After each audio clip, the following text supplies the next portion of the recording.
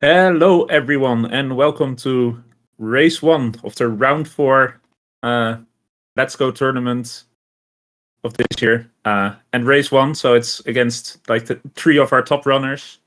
And I'm here, not just me today, Sheepia, but I'm also joined today by Poketex and Iron. Good morning. Hello, everybody. And Poketex, you have something about our runners today.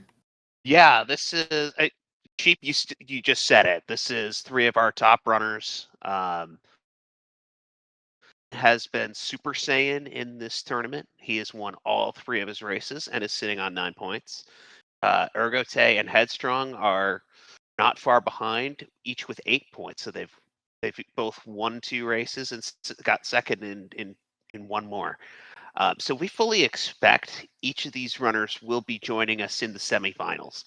The big question and the stakes for today are, where do these runners get placed? So the winner of today's race, in all likelihood, will be in pot 1 in the semifinals, which could be a significant advantage. Facing perhaps slightly easier competition, albeit if you're in the semifinals here, it's going to be good competition. But I'm interested to see just how all out these runners go today, what their strategies are. This will be it'll be interesting to see if those tactics come in at all. Whether you're shooting for first, you want to make sure you get second. We'll see what these runners want to do.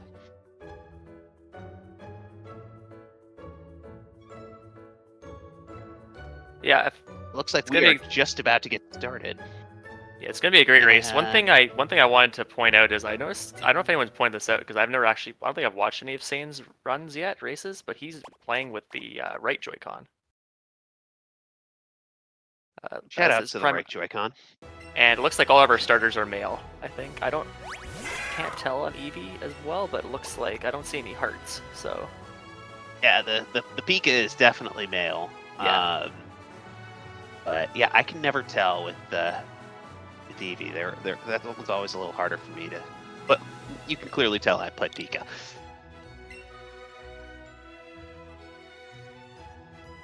So just our usual, first couple minutes, name our starter. Name the starter, name the rival.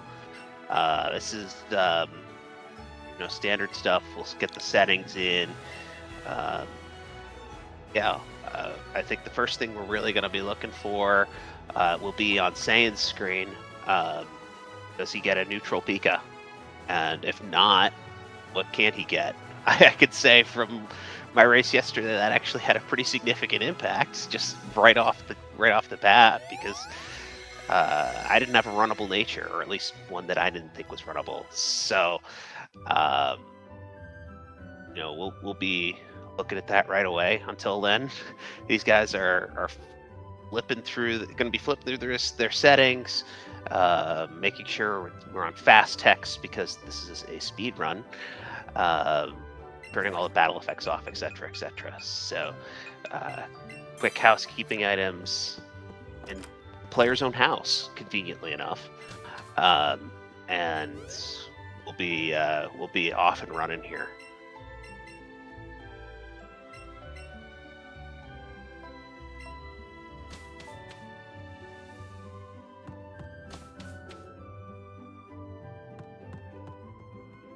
Yeah, so this early part of the game, there's not really, it's just execution, movement, like getting your menuing like correct, your meshing on point. So we won't really see too much of a difference between this level of runners. Right. They'll all be like very good at this sort of thing. I could tell you, especially in this game, you have to reset so much. Because oh look, it's an Eevee with a bold nature. Oh look, it's a Pikachu with impish nature. These runners have done this many times. But we are starting to get our first bit of information here. The Eevees we fully expect will have the 27 CP because they always do. but that will not be the case for Saiyan's Pika. I did not get a good look at what the CP on that was. Neither did I. I have the Twitch stream open as well. Okay, yeah, it's 26. Thanks, Phoenix. So that means his Pika, or Saiyan's Pika, will have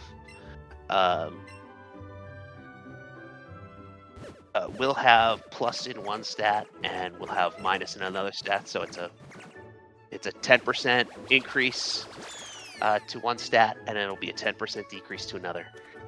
So we'll see what that is. We're really looking for not the decreases to attack or special attack, if we can help it.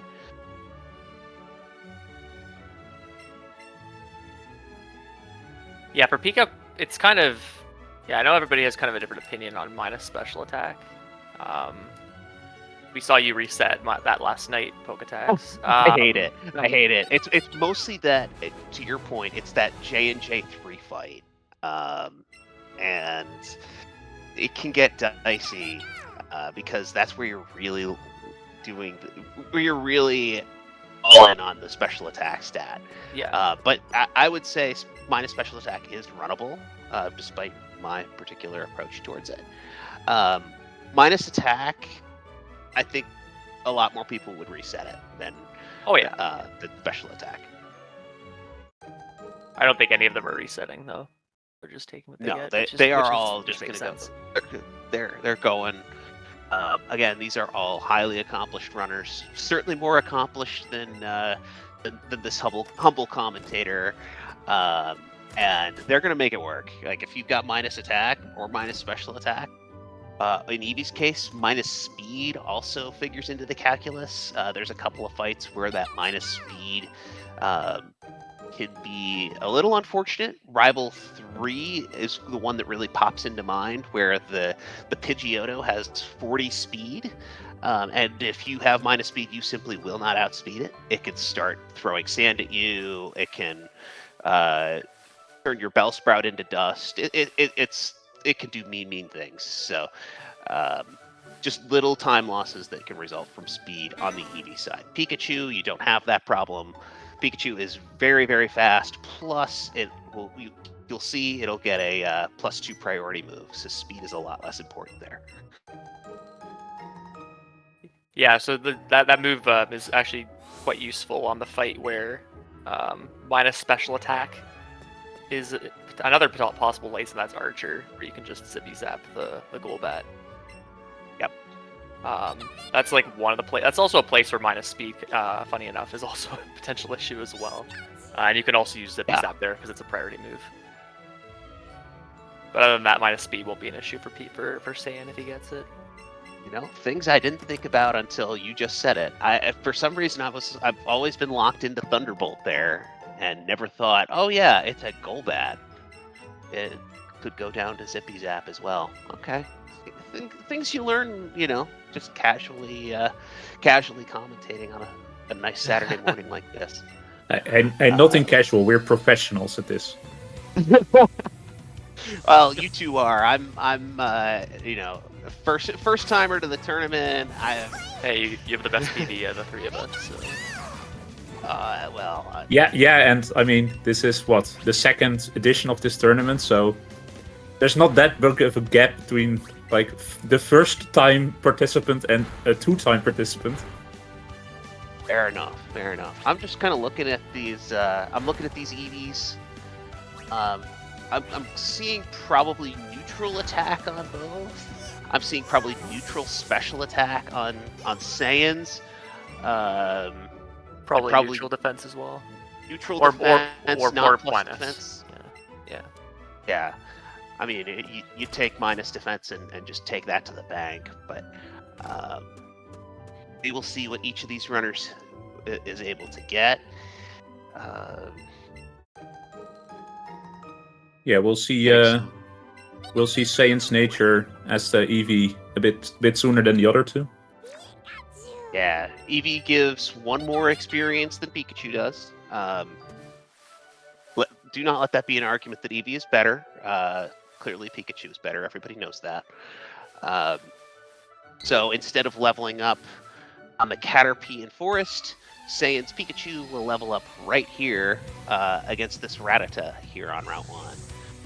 That one experience against the youngster Ronnie makes just that much of a difference.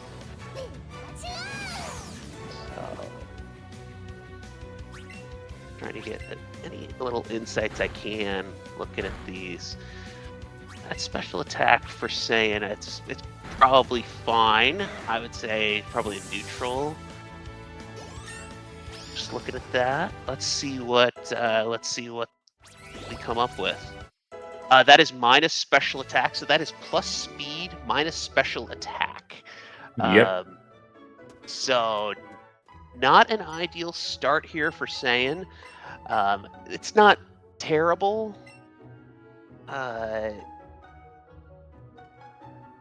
But yeah, the speed will not really be helpful for Pikachu. Again, this thing is just really, really fast to begin with, and you don't need even more speed. And the minus special attack, it will be somewhat costly on a couple of the fights. Saiyan going ahead and doing the Weedle outside, this is, I know this is a strategy that kind of people have different interpretations on.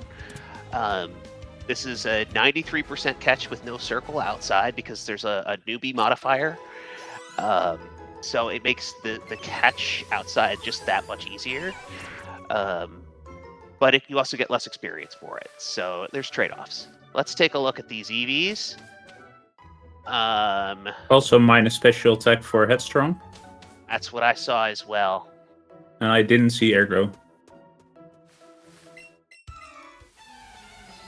Yeah, it had to be either plus attack or plus defense. I did not see. I saw special attack and speed, and those were neutral. I did not see Ergo either. Both Ergo and Headstrong getting the bonus Pikachu here in the forest. You'll love to see that. Yeah, what if Saiyan finds the bonus Pikachu here in the forest? Then Saiyan is out of luck because Saiyan already has a Pikachu. But yeah, great extra catch there. Let's see if our runners actually go ahead and use that Pikachu in this upcoming trainer battle. It's just a little optimization here, preventing. So you're going up against a Pidgey, and Pidgey can also be mean if left to its own devices. It can use sand on you, and you just start missing. So both of our EV runners are just going to go ahead and 1C this. They're going to say, no, Jocelyn, you're not going to sand me today. No need to bring out the second controller and take care of the Pidgey with the Pikachu. Well, all three of the runners are minus special attack. Okay, so yeah, we'll see how that plays out. And I think for all of them, that mostly the mid game that really hurts it. Yeah. And Sheep, I think you willed it into existence, saying actually did see a Pikachu on his screen, and wandered right on past it. Now they're going to put up their lures. Lure in this game has a nice little dual effect of attracting more Pokemon and actually increasing the level at which they can spawn. Normally here in the forest, max level is 6. Allure will go ahead and bump that max level up to 7, and every Pokemon that you will encounter will be at that level. So catching, level 7 Caterpie, Weedle, either Oddish or Bellsprout. Oddish for Saiyan, Bellsprout for Headstrong and Ergote.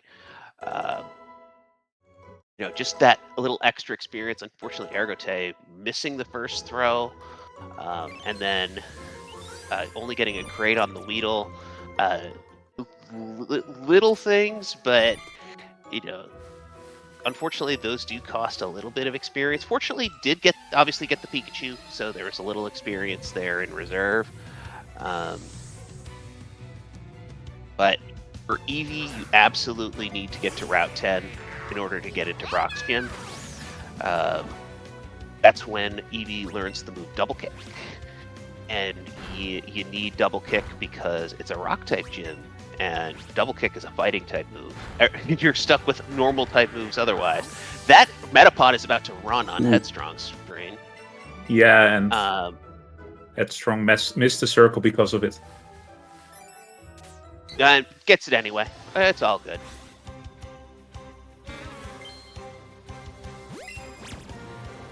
So this catching stuff, Aaron, what can you tell us about this catching stuff?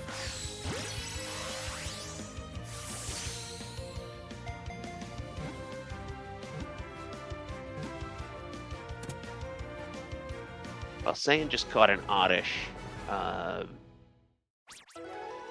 Very important catch there for Saiyan. Actually, that looked like it might have been a glowing Oddish. Oddish for Pikachu is a necessity because, unlike Eevee, which relies on, well, Eevee, Pikachu just does not have does not have as much of a repertoire for Brock's Gym. Oh, Ergote getting immediate Route 2 Roulette to get the Bellsprout. That's very nice. And it's glowing at that. So for those newer to the game, all things being equal, you're generally looking for glowing Pokemon because they will give you 50% additional experience. And as we've mentioned already, getting that extra experience, whether it's, especially for Ergote, playing Eevee, you want to get to level 10 there prior to Brock, and you can see he was only at level 8. So clearly making it to level 10, so that's a great catch there. Yeah, just finishing up on Ergote, that's minus special attack plus special defense. But yeah, I think really for all of these runners, trying to find those glowing Pokemon where they can find them is going to be important. One of the ways you can make up. Go ahead, Sheep.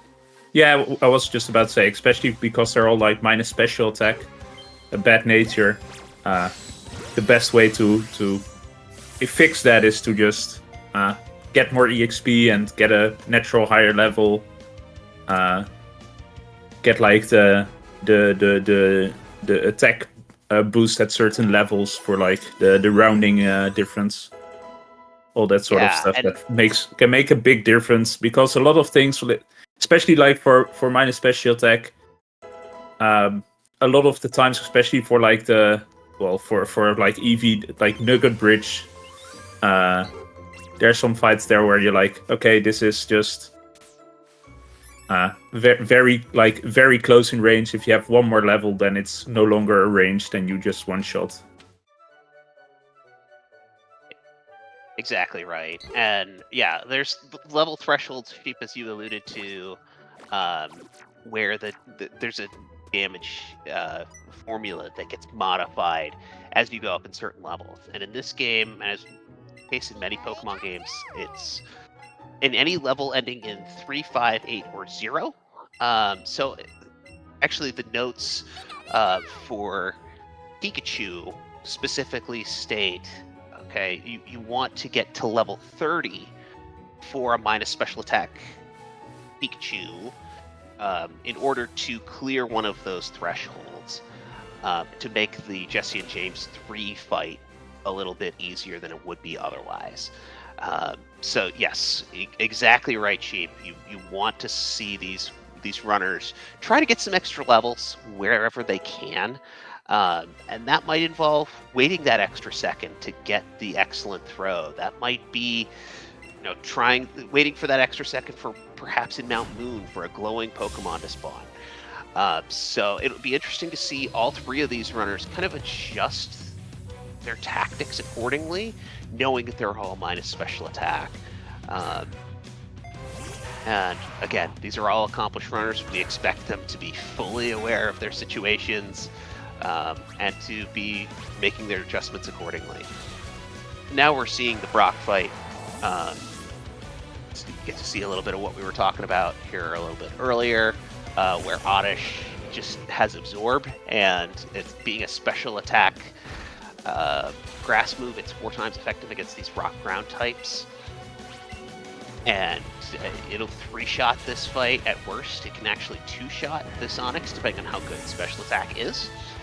Eevee has a little bit tougher of a time. It 2-shots the Geodude, and then it'll actually 3-shot this Onyx with a Tail Whip and then 2 double kicks.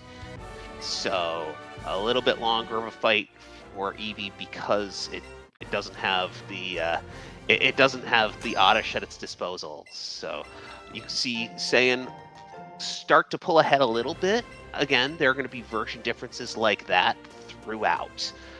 Some of them will favor Pikachu, some of them will favor Eevee. So way too early to make anything of those kinds of little blips yet. We'll get a much better sense of exactly where these runners are starting to get paced. Really, it's going to take about 2 hours into the run to really have a great sense, but we'll keep you informed and give you kind of a sense of where everybody is, who looks like they're in good shape with both their catches and their plot progression, and keep you informed that way. Yeah, it's not just like, oh, this Brock fight is so much faster on the Pikachu side. Like, where do you make up that difference? Well, there's like, we'll like the next fight we'll already see, will be faster on the Eevee side, like by a turn, and Right, exactly. it will like grab back a few of like those missed turns here. So like, I think like leaving Moon, it's already like pretty close in time between the two. There's a reason, there's a reason we have roughly a 50-50 distribution of runners running Pikachu and runners running Eevee. If there was such an advantage to one side, you would see everybody running the same version. That is not the... Ooh, staying with a little quick thinking there. We got a quick turn on the part of that rotator up there. So... Yeah, he went up a bit too fast. Where we see Ergote in this fight, that's just basically like where this spinner will line up with. Yeah, and if you're far to the right there, and you talk like you do the talking and everything fast, then you will always like get a favorable spinner pass there, and you can actually like keep it for this next one. Yep. But Saiyan was a bit too quick, like going up, and therefore the timing was off. Too fast, you say? Yeah, that describes what Saiyan's been doing in these first 3 rounds in a nutshell. He's been very quick, and you can see like the skill level and the ability there. He's not waiting a second cycle to get that Mankey. He's just going for it and gets it. Headstrong also getting a bonus Ekans on her screen. That's the only bonus that's available to Eevee on this route. But Eevee already had the Pikachu early. Yeah. The Pikachu, or Eevee had Pikachu. So to make up for that, Pika gets both Sandshrew and Mankey, which we've seen Saiyan catch both of them. One thing we'll point out here is we saw this yesterday actually. I don't remember who did it, but Ergo ran into a Geodude immediately upon entering that moon and used that opportunity to switch over to Great Balls. Someone did that last night. I don't remember who it was. It was not me, because it that's a really good Poketrax, strat. I remember that. It was not me, because that's a really good strat, and that would involve me having thought of that in the heat of the moment. So, yeah. Again, these little optimizations just to save a few seconds along the way. You build those up over the course of a run. Again, Saiyan with some quick reflexes to avoid the spinner. But those little optimizations really add up. They turn from seconds into minutes, and that's where you get somebody like Saiyan who has a 259 PB. And all these runners have excellent PBs, so they're all similarly situated.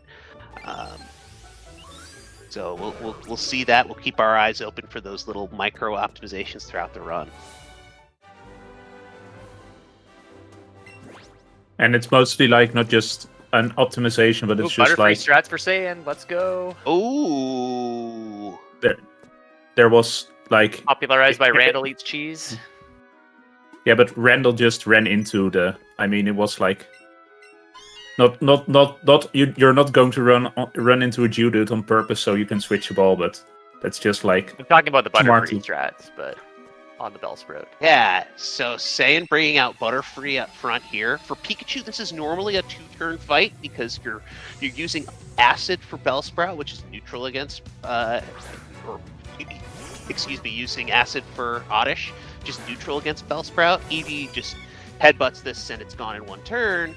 Not the case for Saiyan, but you have the move Gust, and Gust just takes this out straight away in 1 hit. So, nice play for Saiyan to actually save a turn by bringing Butterfree out here. Yeah, you do have to menu for it first, so you lose some time there, but probably still quicker by maybe a fraction of a second.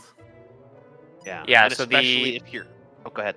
Yeah, the Butterfree will always one-shot the Bellsprout no matter what special attack it has, and it will always outspeed. So Oddish can also be slower than Bellsprout, and Bellsprout has Wrap, which wastes a lot of time. Absolutely right. So Headstrong is into the basement here. Saiyan actually going into the basement as well. That's normally the strat for Pikachu would be to go ahead and fight this Sandshrew trainer who's up ahead, but it looks like Saiyan has decided to hold off on that until after doing basement. Headstrong gets a Paris. So we're looking for 3 things down here. We're looking for a Paris, we're looking for a Geodude, and we're looking for something pink, which Ergote was able to catch already.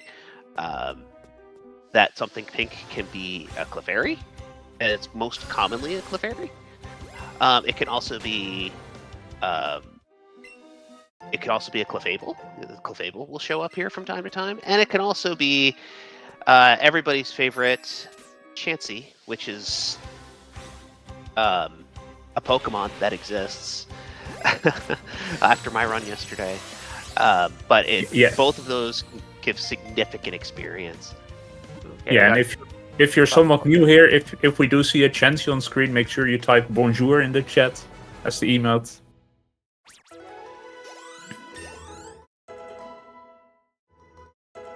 Ergo's got a glowing Clefairy on screen, which is nice. Yeah, but Ergo already caught Clefairy. Oh, yes. Actually, That is the catch chain. Using the catch chain. So in this game, if you catch one of another Pokemon, it means you're actually more likely to see more of that Pokemon, which actually can be a little bit unfortunate at times, because in a situation like this, Ergo is looking for was able to find a Paris, but is also looking for a Geodude. Unfortunately, there are a couple of Clefairies hanging out there because he was on a Clefairy catch chain. So Ergo is just going to go, hope to find a Geodude somewhere along the way. I mean, on one hand, it was nice getting that Clefairy early. You make that early find. That's really the big source of EXP here. And of course, as I say that, there's a glowing Geodude on his screen. So he'll get that right after this fight. So that worked out just fine. Headstrong catching Zubat as well. I think probably ran into it by accident. Some runners will like to catch the Zubat if they bump into it. That's not a terrible idea. You do miss out on Golbat. However, you got to be a bit careful that... Okay, she has like Geodude right after. That's perfect. So you want to avoid that Zubat catch chain as well. Zubats are... if you're on a Zubat catch chain at any point, it will just start spawning on you and spawn on top of you and chase you around, and it just is not fun. Saiyan finding glowing... Can we get the rich get richer here with Saiyan finding a glowing Clefairy and just heaving the ball right at it, and it cooperated, which for Clefairy is sometimes saying a lot because it likes to jump around. So great catch there from Saiyan, getting that. And not a supersize, but Pikachu is already level 15. That is huge. He'll be useful when we hit Nugget Bridge. It'll be helpful not worrying about EXP for Misty's Gym. So that glowing Clefairy, when you find it, is nice. Yeah, all the runners getting a lot of glowing catches and good on EXP so far. Headstrong still needs Clefairy though. Yes. Yeah, and this ties right back into what we were saying earlier. For those who are just stepping in, but all three of these runners have minus special attack. So especially for the mid game where you're relying on those special attacks to kind of take you forward, each of these runners is going to be trying to get within reason as many levels as they can. So finding those glowing Pokemon. You know, if these runners come across any bonuses in here, you can better believe they're going to catch them. Sand fighting the Sandshrew. So we saw Sand fight the Bellsprout with Butterfree, and now is using Oddish for Sandshrew. He's going to have to switch Pikachu to slot 1 after this fight. You could elect to just use Pikachu here and to shot the Sandshrew, but you do run into a couple potential issues. I think Hello, that was a Clefable. glowing Clefable. No, it was not glowing. The Pokemon It's level Master must have 5. been glowing. Level 5, not as much experience, but on the other hand, it is easier to catch. So it is going to go double Great Balls. Ooh. And of course, get Joy-Con. That is one of the unfortunate realities of this game. This uses the Switch Joy-Cons. And still gets the Clefable. Let's see how much experience this gets for her. 231. So That's it's actually fine. a little less than it's perfectly fine given where her catch experience is. That gets Phoebe to 15, which is the gym requirement for Misty's gym. That'll get you in there. It'll be good experience for Nugget Bridge. So that works out perfectly fine for Headstrong. Yeah, I think if she got a Clefairy here, it would probably have been more experience than the Clefairy, unless the Clefairy was high level and or glowing. So I think that's totally fine for Headstrong. And she gets to, if she sees Clefairy as well, she probably will still go for it, and she gets a nice bonus. Yeah, all these runners, again, and part of it may be the minus special attack. We're seeing all these runners... Clefable for Saiyan. Saiyan for Clefable, but passes on it. We're seeing all or these he maybe runners just didn't react in time, but... Yeah, that cutscene XP does good, come though. up quick. Yeah. Well, we've and it seen does- Sane had really good reaction time so far, so. Yeah, his EXP is good, so yeah, he could have very easily just skipped it. Yeah, and in Clefable, like if so, Headstrong had a level 5 Clefable, right? That increases the catch chance significantly, being at such a low level. At level 11, with a Raspberry, 2 Great Balls, and an excellent throw, which is as good as you could do at this portion of the game, it's about 60% catch. So, you know, it sounds like 60% catch. You know, you're expected to catch it. It's amazing what 60 to 65% catches can do sometimes. It's a 90% catch at level 5 with the excellent, so compared to 70 Yeah, with the level 11. So not as much experience, but it worked out great. So we're seeing the first double. It's kind of a double fight. You use 2 of your own Pokemon here in the Jesse and James fight for Ergote. And Ergote makes actually pretty quick work of it. It looks like this Eevee's got pretty good attack on it. So it's actually able to go for the Coughing first and secure that, because Coughing has Poison Gas and some other dangerous moves that you just want to get that off the field if you can, and he was able to. So nice fight there. And it is on to Route 4. Yeah, pretty close race. I'd say Ergo maybe has a very slight lead, just because he's behind 2 catches, but a little bit further ahead, but definitely very close. And Nugget Bridge can Well, things will not be behind by 2 catches now, as he goes ahead and finds that that Route 4 Ekans, both at a higher level than you would have found it on Route 3. This was a level 11 and glowing. Ooh, okay. 507, I believe, with a 1C, that's a Wombo catch. We said earlier how catches that are glowing are a 1.5 times multiplier. However, there are certain cases, and this one is indeed one of them, where can actually have a 4 times multiplier where the Pokemon is either extra small or extra large.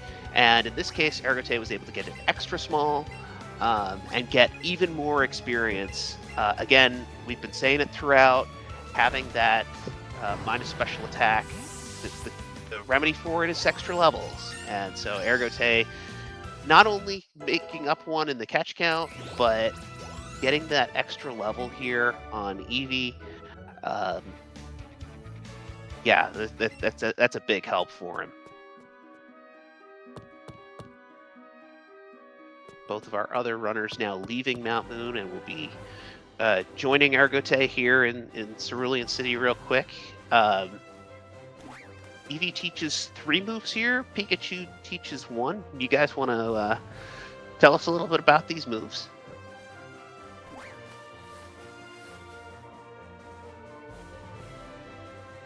Sure. The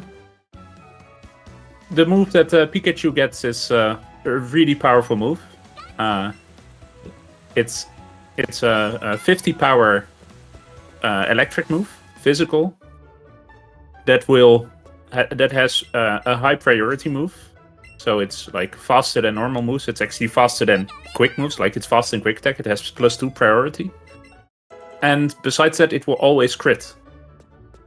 So it will like ignore defensive boosts or offensive drops of your attack. Not that we already see that at any point. So that's a very powerful, strong move. Eevee learns 3 moves, 1 for each of the evolutions, and they're also pretty powerful.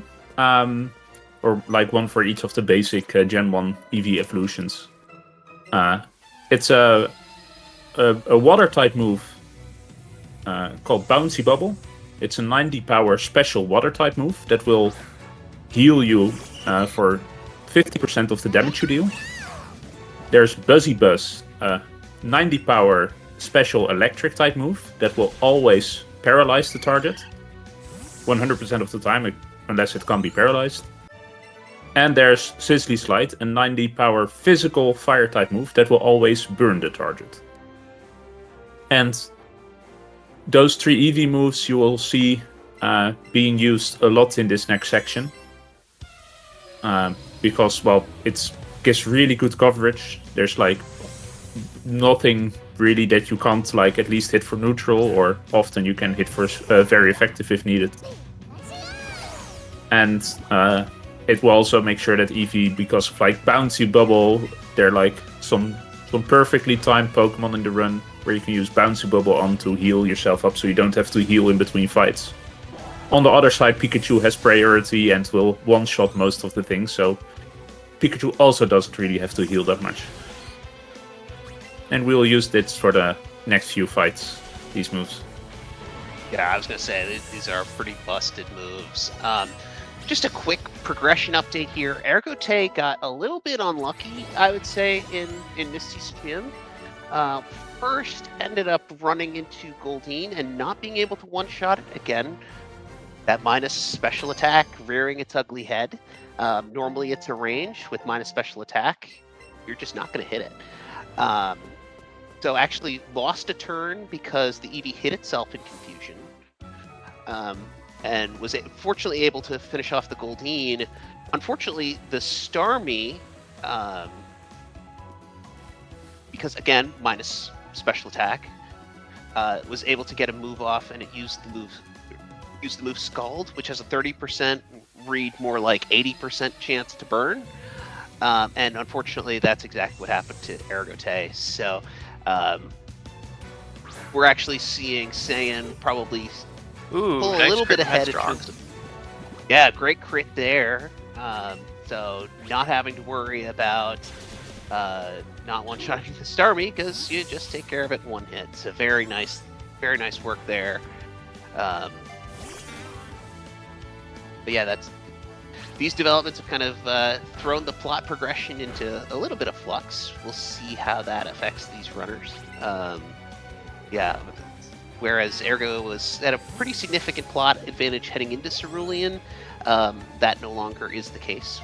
We're seeing Saiyan just kind of slightly find his way out front from a plot perspective.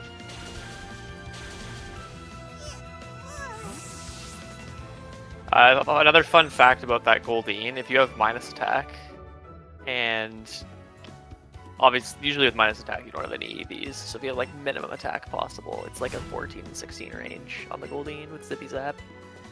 And in my first race, I missed that range. Ugh. And I got confused. Yeah, it's got supersonic, and it will use it. We'll put it that way. It has no shame about doing so, and it can just start wasting time. So we have now come to Nugget Bridge. So Sheep went through the moves that Pikachu and Eevee respectively get. We're talking about Eevee's perspective, a 90 base power, 3 90 base power moves. From Pika's perspective, a 50 base power move, which gets crit status every time, so in effect is 75, plus gets same type attack bonus, so even higher than that. Suffice it to say, these runners are just taking care of pretty much all these Pokemon. Pikachu runs into Sandshrew halfway through the bridge, and you bring Oddish out to take care of that, because Pikachu doesn't have a whole lot for Sandshrew. But being that it's Nugget Bridge, and these fights are, shall we say, a little less interesting, this is the part of the run where I like to pose to our chat a very important and influential question in our culture. And it usually comes in the form of, is it a sandwich? So for today, is a taco salad, assuming an edible tortilla shell on the outside, is a taco salad a sandwich? Please discuss.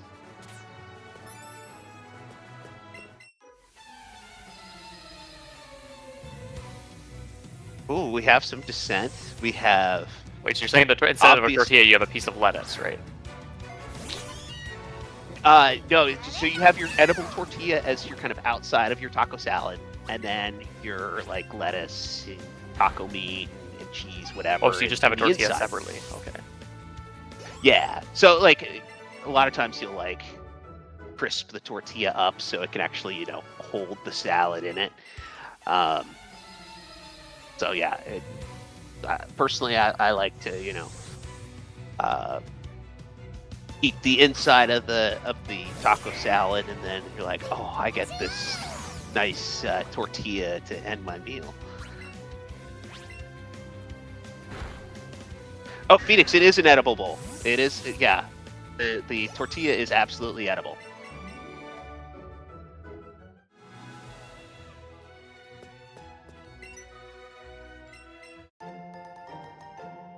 Yeah, I don't know. I think it is a sandwich.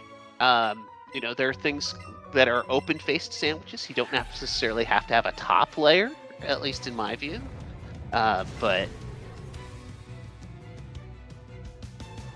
I don't think it's a sandwich for me. okay. I think if you have to like, it's for me, it's like bread should have at least some form of like softness still in it.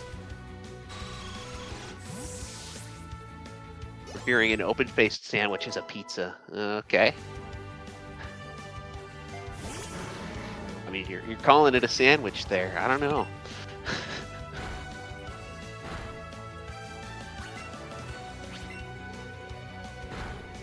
Anyway, these runners are starting to finish up on the bridge. We've got Saiyan and Ergo both facing this mischievous Rocket who is just kind of sitting there, blending in, and they'll be heading towards Bill here in a little bit. First, they're gonna do this. Nope. No Squirtle. We can't we can't all be Iron. Shout out Iron for the Squirtle. You have catch to during the strat is you have to win Hangman first. Yeah, it is known. I mean, that's the hack. Yeah, we've had 2 Squirtles in this in this tournament so far. Obviously, Iron in our race, you had the one. I can't remember who else had one, but extremely rare spawn on a route that you could very easily walk right past, and there are no spawns on it. So, always fun to see it.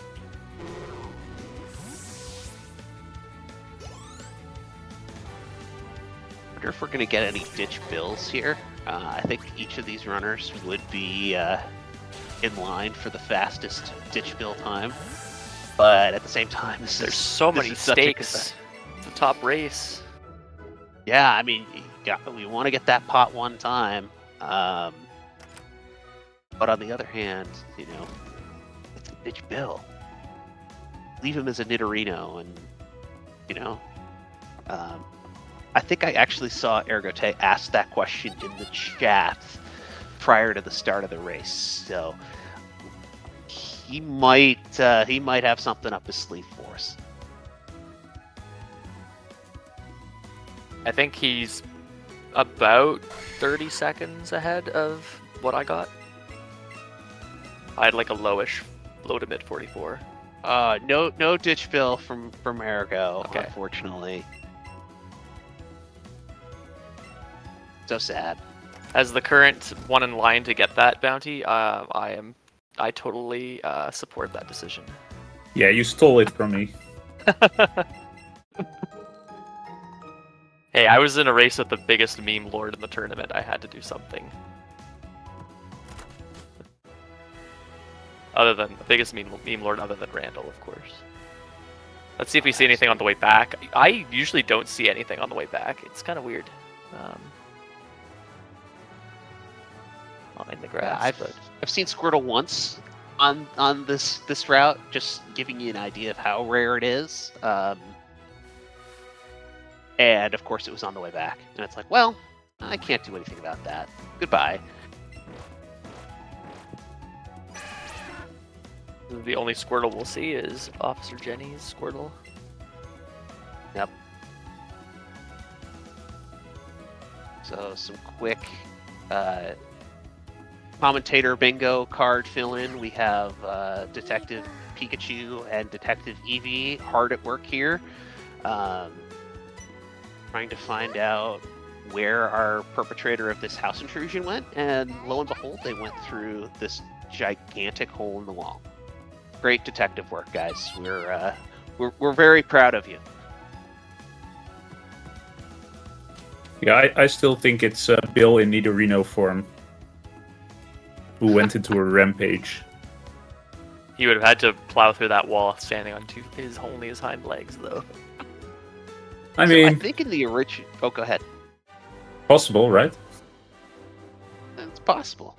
I think in the original games, when back in the really good old days, The mid-90s. gosh, yeah, really starting to date myself here. But I remember that trainer had a Drowsy, so I don't know. And a Machop, are those footprints supposed to be like a Drowsy or a Machop footprint? They do not look like either, I don't think. Yeah, maybe there are some fake footprints being put in there, trying to, make it look like it was another Pokemon. This is an elaborate criminal enterprise we've got going here of a home invasion. But being this game and it's a speed run, we have no time for solving crimes and whatnot. So we're just gonna let the rocket go free. Today, the bad team wins.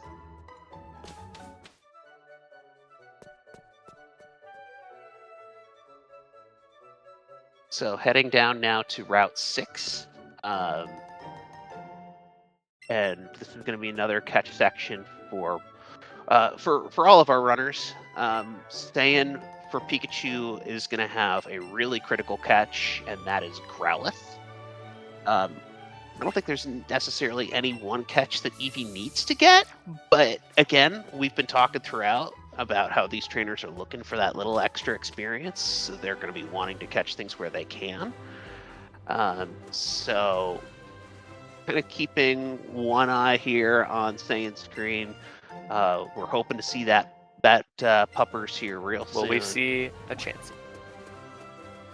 Well, we see a pink thing. It's just not a big pink thing. Jigglypuff for Ergote, which is a good spawn to start. I don't think any of our runners.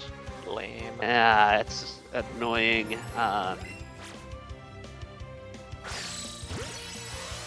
So Saiyan going ahead and getting this Rattata now. He can go ahead and evolve it immediately after. So this is a fine catch.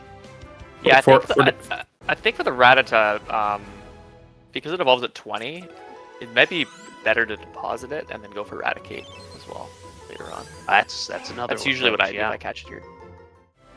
Yeah, and for the EV side, what you want is if you don't have enough speed, I haven't been tracking AVs for these people. You want to hit like at least level 19 and if possible like level 20. Because you want to outspeed the Pidgeotto. And since they're minus special attack, I see Ergo has 2 speed AVs, then Ergo will already be fast enough. Yep. Saiyan does get the Growlithe. That's a critical catch here on the Pikachu side.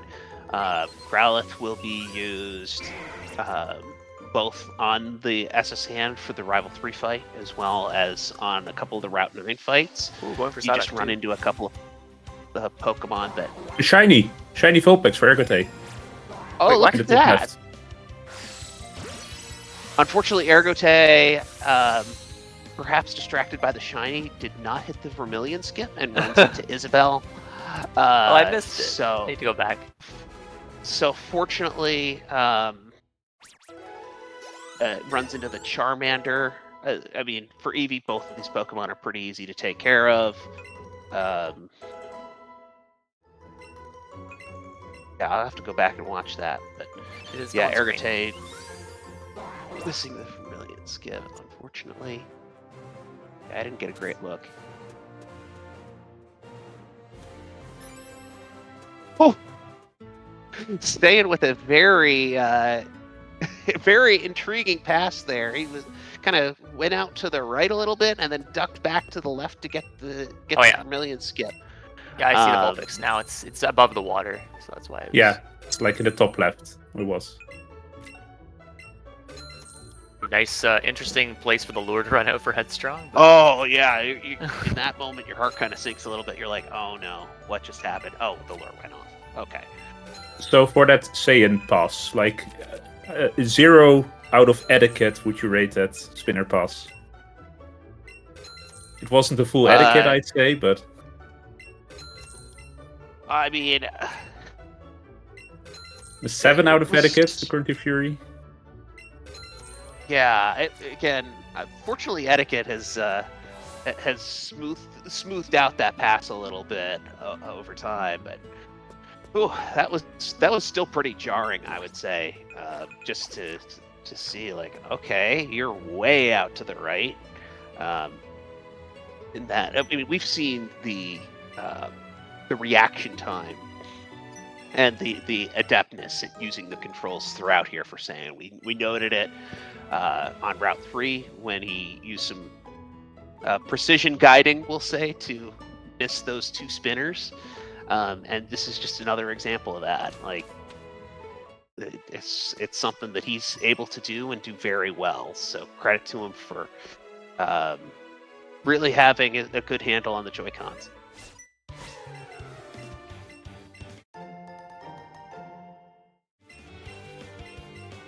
So quickly running into our rival here, or our rival and the rival from the initial game. Everybody watch carefully because your rival is right there and you're leaving him in the dust. And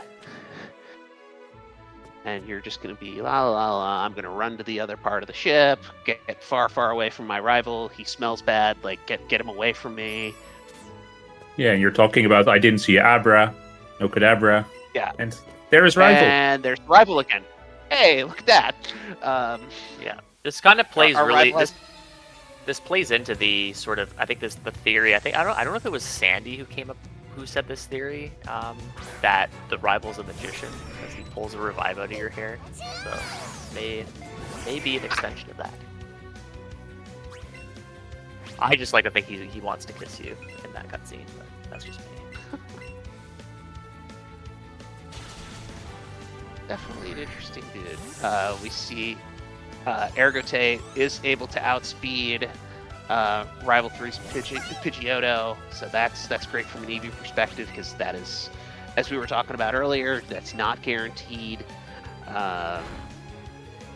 Headstrong is at level 20, so she will not have that problem of, well, do I need the ABs for it? Level 20, assuming you don't have that minus speed, you'll always outspeed that Pidgeotto. So, should be pretty straightforward fights from here for all three of our runners. And we can leave Rival and his magic tricks on the SSN. Looked like Sand got the crit on Oddish there.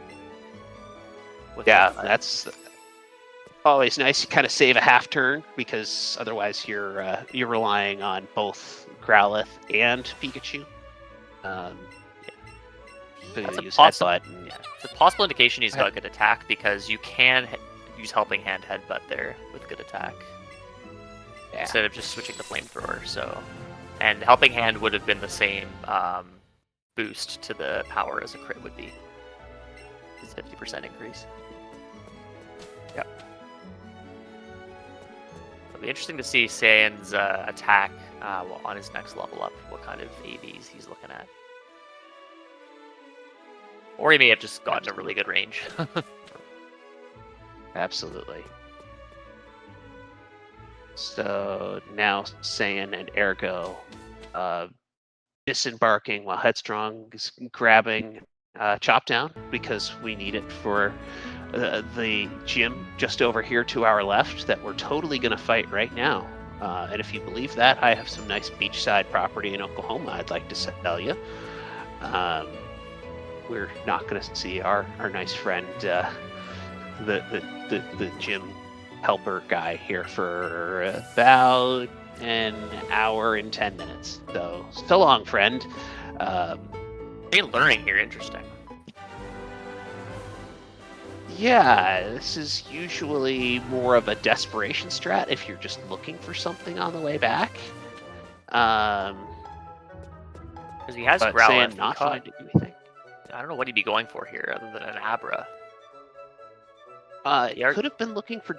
Let me see Saiyan's screen. He Yeah, he could have doesn't been have going for Jigglypuff. Jigglypuff. Oh, yeah. Okay. But I don't know if that's worth a lure at this point. Yeah, there's a few more places you can get it for sure. Yeah. And he doesn't have Wigglytuff marked, so I don't believe any of our players got a second Moonstone in Mount Moon. So from a Pika perspective, I see Headstrong does have like Wigglytuff and Nidoking marked. Normally that's the mark of a second Moonstone, but yeah, you're okay, right. so Headstrong, I think, got it. Yeah, you're absolutely right. at least that's how I always do it. Mark Yeah, the it's the Nidoking. same.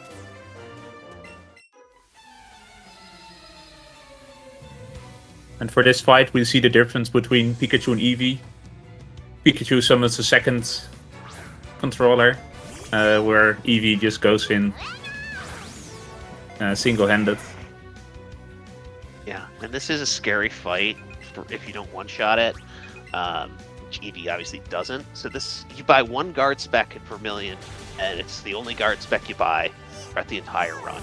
And it's for this fight, because this Eevee has Growl, it has Tail Whip, and it has Sand Attack. And all of those, if they hit and affect you, they can all turn things south. So guard spec takes care of all three of those, no problem. And so Eevee is able to just keep going through this fight safely. And Sand takes out the Gloom with the first assisted fight there. That Growlithe probably has pretty good special attack. And is able to just take out the Gloom with one Flamethrower after the X special attack on it. Saiyan only had 2 attack AVs. Okay, so but was level 20 there, so that does help. Yeah, no, I'm just we're saying seeing with regards back to that crit on the rival fight. You had a pretty good range, a pretty unfavorable range there, I think. Nice. Yep. So Ergo getting the Wigglytuff that we mentioned is that extra moonstone. Yeah, and for this next fight, we also see the same. Pikachu go in with 2 controllers, where Eevee just does everything 1 controller here. And it means that Eevee is, I think, slightly faster for these fights, but it's like very close. Yeah, it's a 4 turn on Drew, I think, with Eevee. He 3-shot Eradicate, but then 1-shot Sandshrew.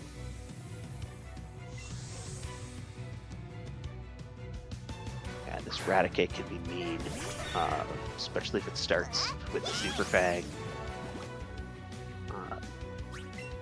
But again, for Saiyan, it ends up just fine. You knock it out with Growlithe and Pikachu in 1 turn. 1 turn between for the 2 of them. Yeah, Rat can be a little bit scary for Eevee. The usual strat is to just go ahead and paralyze it, and then just headbutt it and prevent that from attacking to the extent you can. Yeah, it's saying there is going to be evolving the Rattata. Yep, he caught on Route 6. Yeah, this Eradicate for Eevee is a very, like, a 2-shot range is very unlikely. And here you see runners waiting a bit till they get a few more spawns. Good start for Saiyan. Both Nidos and Spearow. Just because it's the... He's doing the great Premier catch on Nidoran with an excellent. We all know how that goes. For me, at least. He gets it, of course. A Krabby for headstrong. It goes just fine for him. Can we say the rich get richer? But yeah, it's for context, that's like a 99.34% catch. Yeah, somewhere between that. It's like 99.34 and 99.7, depending on the CP. Yeah, it's absurdly high, but our friend Iron here has a knack for finding that 0.66% of instances. So you're just finding the rare things in life. Yeah, so it is important to note that not everything, like even things that are quote-unquote guaranteed to get in are not. They're, because of how rounding works, this Pokemon's great. Everything would be like, say for example, you were to go Ultra on the Nidoran, it technically can still break out, because it would be like 0.01% chance to break out or something silly. So, yeah. This game's mechanics are fun. I think we saw Saiyan have a pretty nice, and you had alluded to this earlier, pretty nice Route 10 here. Ergo's going to go ahead and catch this Eradicate. That'll be a nice little experience boost. And again, it goes to our ongoing theme of all 3 runners have minus special attack. All 3 runners are looking to get that extra experience wherever they can. So Eradicate actually gives a little bit more experience than Graveler does in Rock Tunnel. It's not that much of a variance, but like just getting that extra big spawn, if you will, just makes it a little bit easier. Headstrong going for Fearow. Let's go. Know how I feel this. I mean, it is a glowing Fearow. Theorist and it I doesn't approve. pack right away. Okay. It gets a great throw on it. This is normally a Pokemon that I would say you do not catch. But yes. No deterrent to Headstrong. The Fearow gets in 1524 EXP. Let's go. That is a nice boost. Again, Gets a few I'm Eevos going to here. sound like a broken record. If you guys are doing commentary bingo on all these runners have minus special attack and need more experience, you can once again put another stamp on your cards. So getting to 24 there is really nice, especially considering Headstrong did not find a Spearow. Just went ahead and said, okay, I'm just going to take Spearow off the board. I'm going to get this big this big glowing Fearow and get the 1500 EXP that comes with it.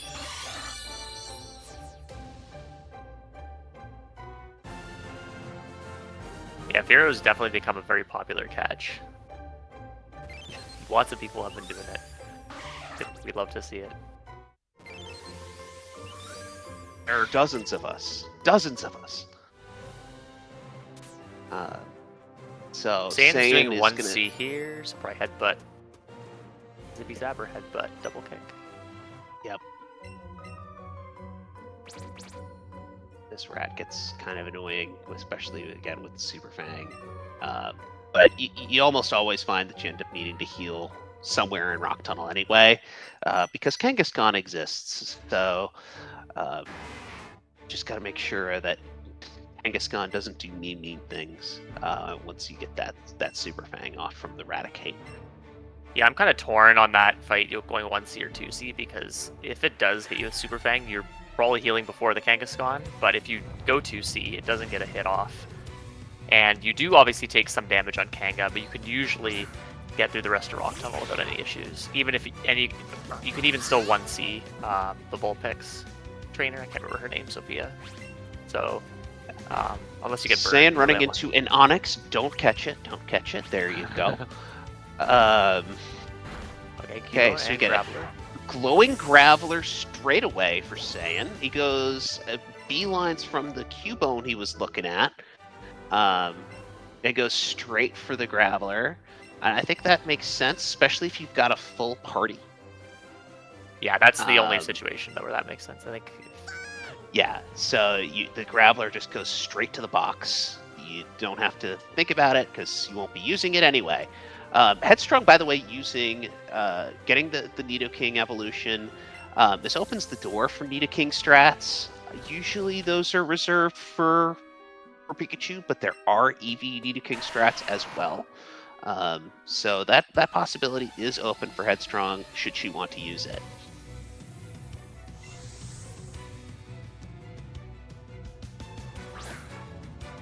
Saiyan is going to have a bunch of evolutions here, so he's going to go eat a quick lunch, take a walk around. He'll be back in about, I don't know, 3 minutes. I can confirm. Of course, this all depends on where your bathroom is relative to your desk, but 3 Evos is enough time to go to the bathroom. Oh yeah, absolutely.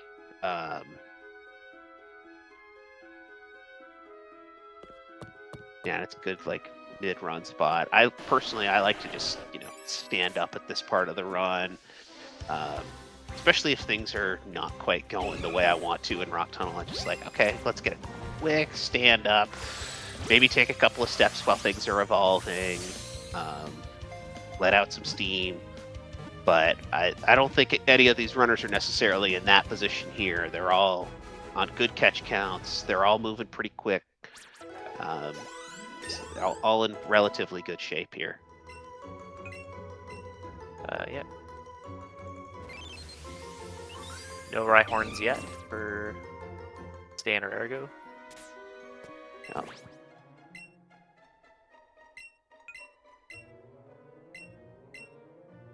Ergo's going to completely unload his party other than the Machop that he just caught, so he'll be able to continue catching things with 2C.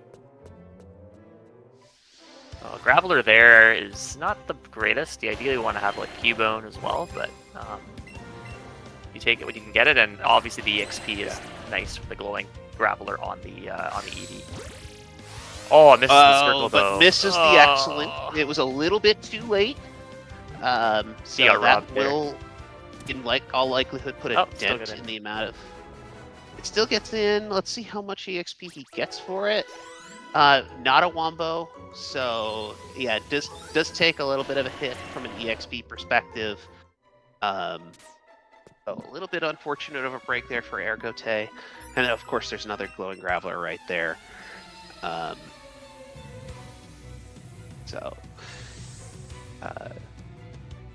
gonna go ahead and take down the Kangaskhan here now for Ergo. Saiyan finding Cubone. Nicely timed throw there. So with Cubone, you can catch it if it jumps and the circle is usually closing up as it lands, you can land an excellent or a great there. Yeah, so Ergote was low enough on EXP. We actually kind of alluded to this with that Raticate fight. Ergo's bringing in the 2 controller to heal the Eevee.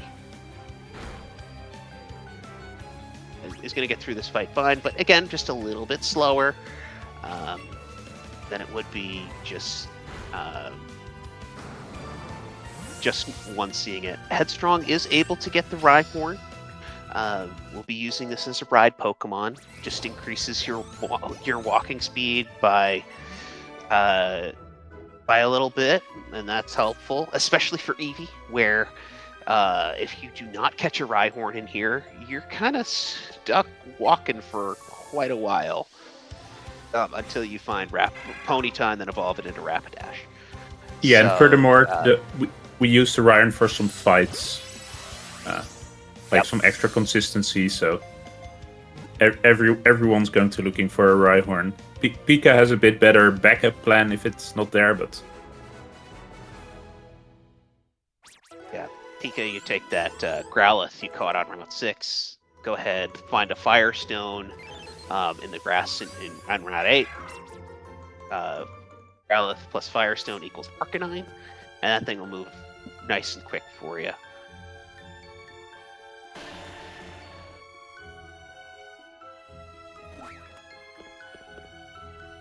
And finding other Onyx. Not running into that one. Now it's Saiyan's turn to take on the Kangaskhan. Again, this can be a little bit of a scary fight, especially, we talked earlier about Eevee. If you do have minus speed, this Kangaskhan can actually outspeed you. So, yeah, this fight can be, given the wrong set of circumstances, can be a little frightening. Comet Punch there is one of those scary scenarios. Especially for Pikachu, that actually does, each punch does quite a bit of damage. So you kind of don't want to see it. Plus, if you get those multiple punches, it's just taking up a few more seconds of your time. yeah, and on the Eevee side, you fix that by using Sisley Slide to burn the Kangaskhan. Eevee is naturally already a bit more tanky than Pikachu is, or actually a lot more tanky than Pikachu is. But with the burn, it's like it won't really do much damage. It will still lose you time because every hit still hits. And there's for Saiyan being the Rhyhorn, he's got to wait for a second. Yeah. Had to go back past the spinner there, so had to wait a second to get it. But you're given how much faster it is to take the walk of glory through Rock Tunnel aboard a Rhyhorn. You take those couple of seconds and just go get it.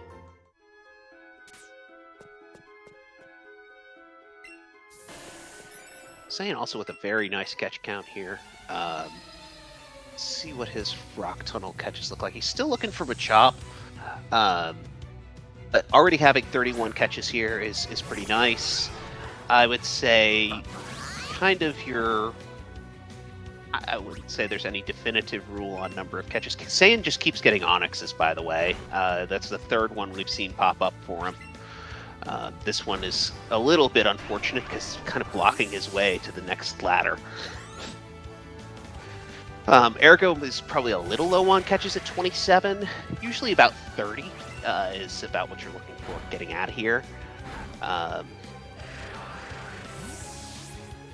Yeah, Ergo's still needing that Rhyhorn, but otherwise has everything in Rock Tunnel, other than, of course, the rare Char. Which I can see him potentially going for if he sees it, especially because he has Ultras now.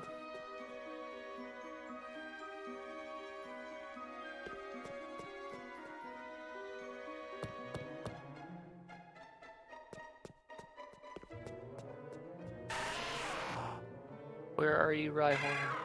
Come on, Rhyhorn. Especially for Eevee, Rhyhorn was really, really nice. Okay, and Saiyan neatly maneuvering around the tail of the Onyx. That's how you want to do it if you do see it. its hitbox is 3 Rhyhorns on absurd. the sand screen. And Yeah. Saiyan now getting 3 Rhyhorn spawns to rub it into Ergo. Ergo's like, can I please borrow one of those? Unfortunately, no Rhyhorn to be found so far. No, for no Ergo. trading allowed. No, unfortunately, no trading.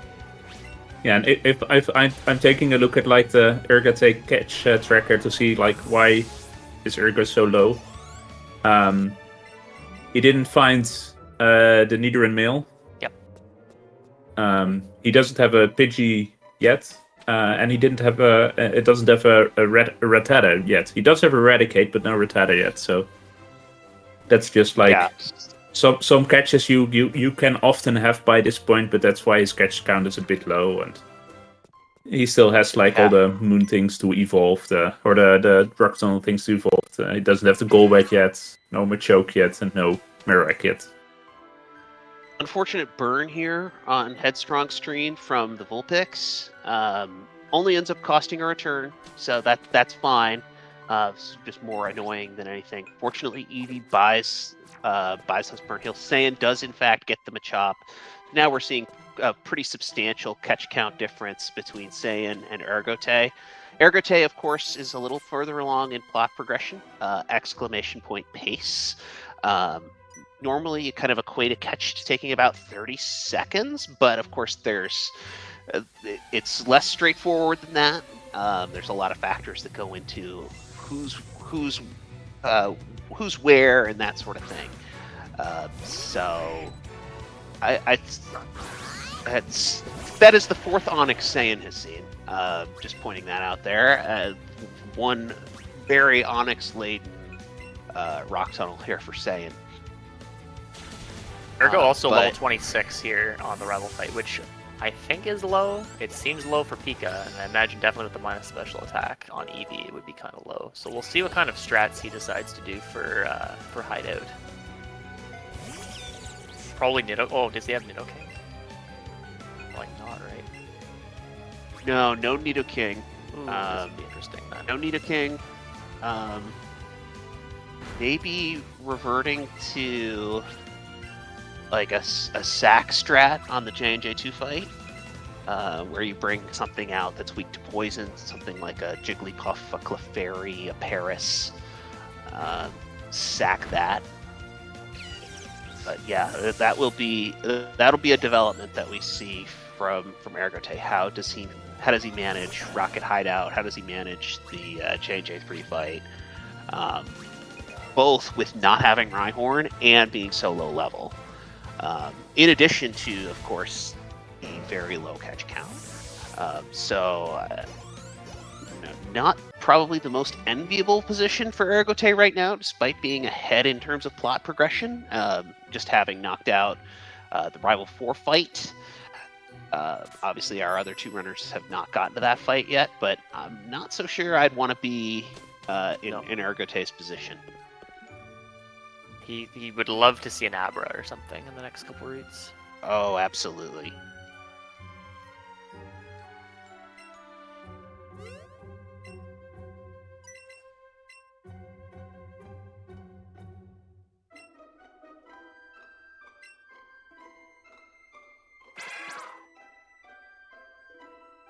So we're going to see 3 very different methods on this rival fight. We saw from Ergote already using Graveler to assist Eevee.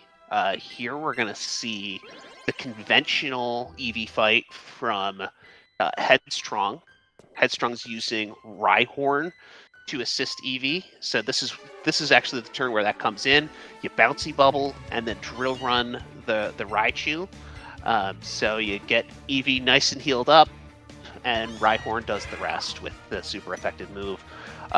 Over on Saiyan's screen, you'll see the traditional Pikachu strat. Actually went ahead and used Zippy Zap. Yeah, that's the minus special attack issue. That's your minus special attack. 'Cause normally you would Thunderbolt there and it would take care of it, but not the case here.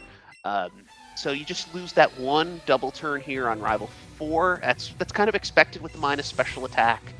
but able to get through it and just keep on moving. Again, pretty minimal time loss, and yeah, just able to keep the strat going. He'll have no problem finishing out, and he'll use Nidoking and Poison Jab, both this Gloom and this Jolteon. Yeah, so I have a question for you, Pokedex. This fight, you might, if with minus special attack and not good enough attack, obviously Saiyan's level 27, so not as high as he could be here. Would you consider doing the Nidoqueen strat here, so setting up into Pikachu instead? Because you avoid yes, sand attack I on the actually Pidgeotto. would. Yeah. Yes, I would go ahead and use. And actually, you saw this from me yesterday during my race. I was using Nidoqueen. I did not catch a Nidoran male in my race. Right, yeah. So using Nidoqueen in there, because you just don't have that extra benefit of the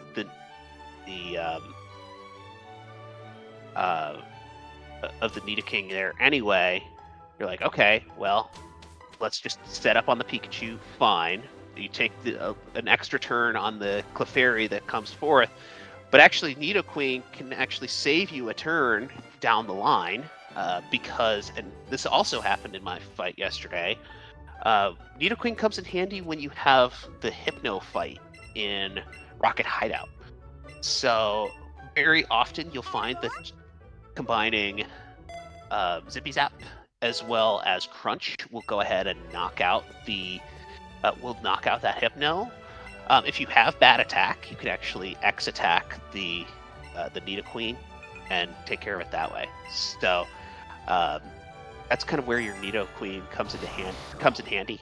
But yeah, you could even, to your point there, Iron, like improvise along the way and say, well, okay, I'm not going to knock this thing out anyway in one hit. Let's use Pikachu and get its attack up, so I can just get through the fight from there.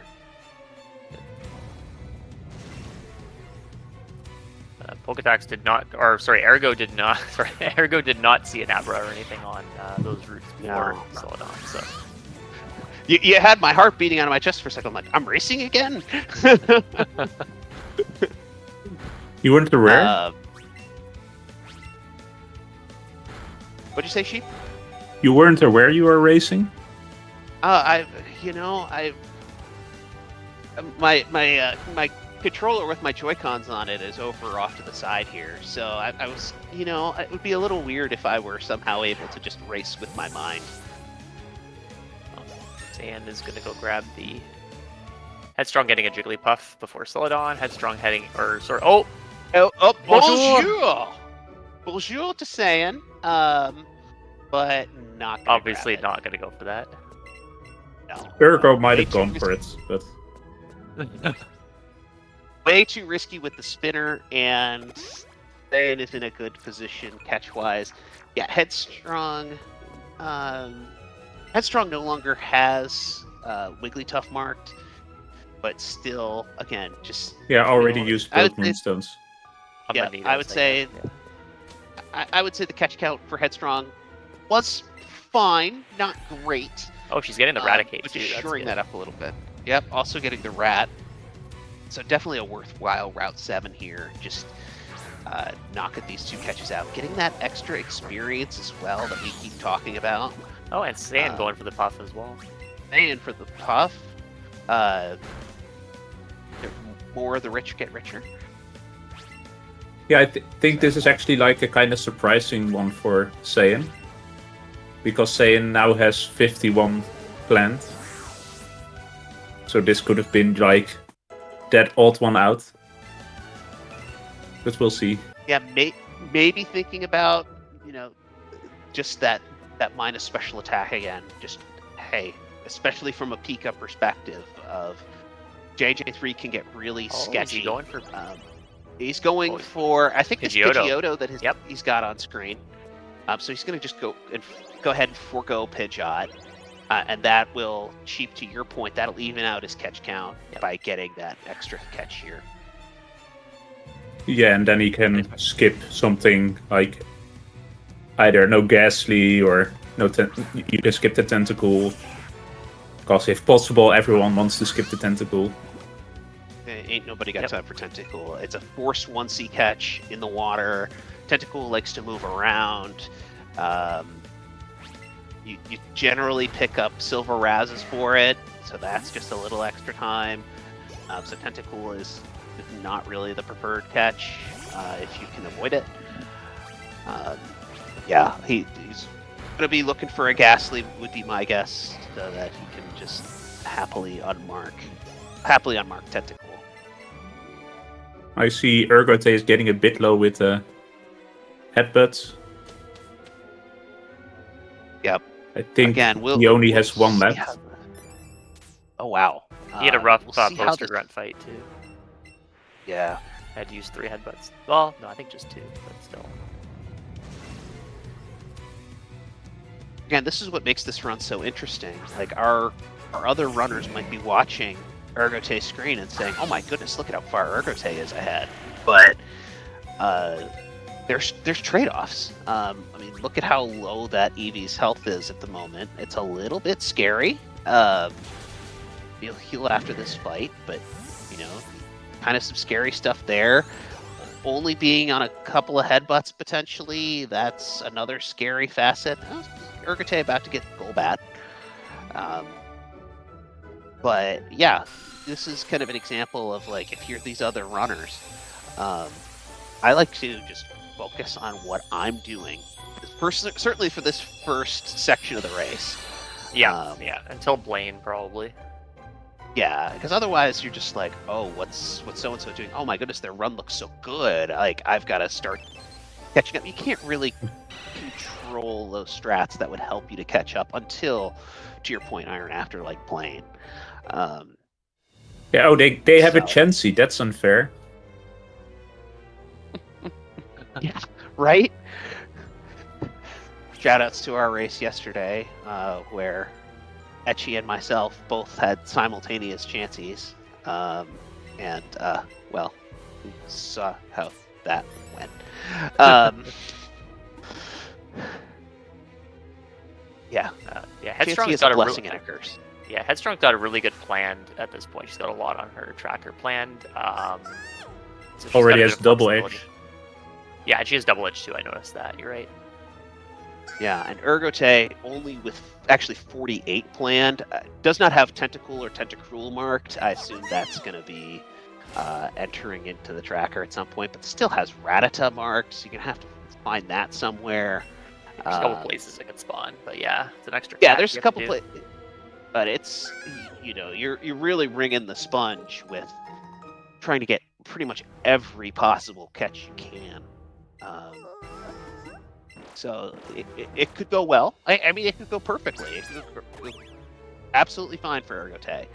And then there's the possibility of, oh, why isn't Psyduck spawning on Route 17?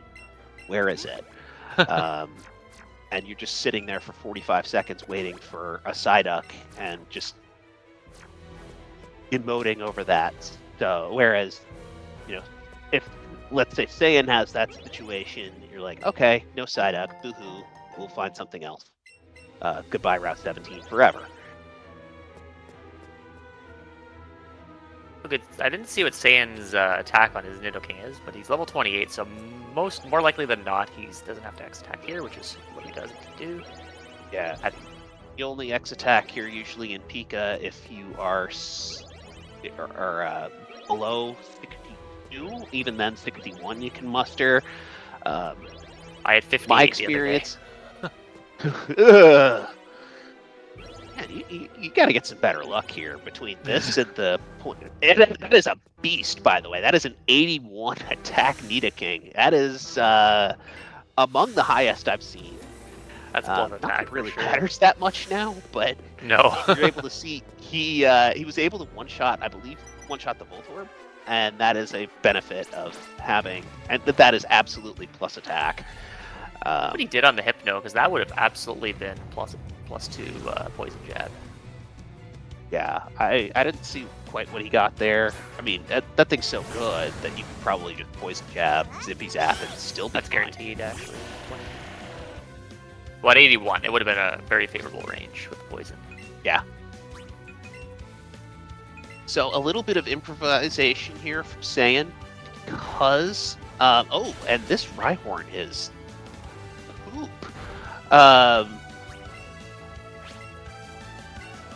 So to account for the minus special attack on Pikachu, you go ahead and pull out the Rhyhorn and use Nidoking and 2C this fight instead of using Thunderbolt as you normally would. But that Rhyhorn did not have great attack, which may be a little bit foreboding here for the next fight, which would be the J&J2 fight, because you're using Rhyhorn depending on its drill run to knock out both the Arbok and the Weezing.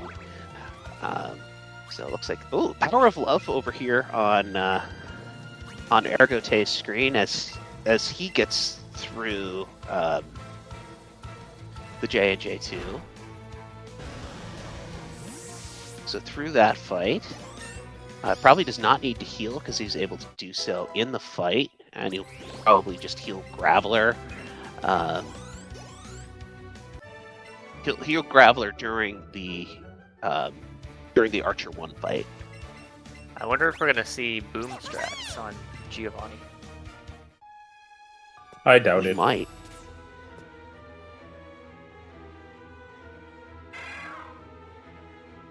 More of an beginner level strat, I believe. But Yeah.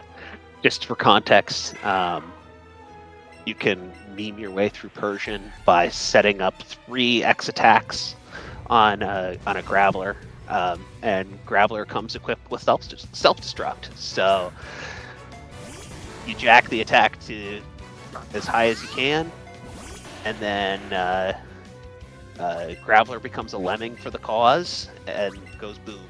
So that's one. That's actually a very safe strat for getting rid of Persian. It does take some time, given that you're setting up 3 X attacks. Graveler does live the Dark Pulse there from Weezing. Let's see what the strat here is.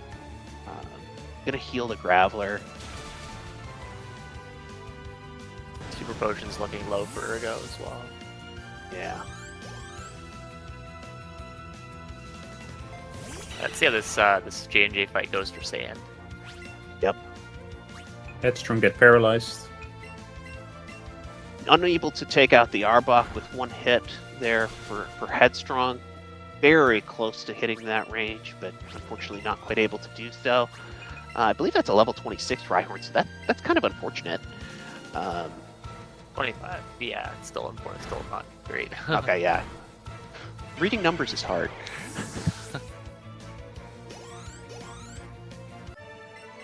Oh, he gets the miss. That sucks. Yeah.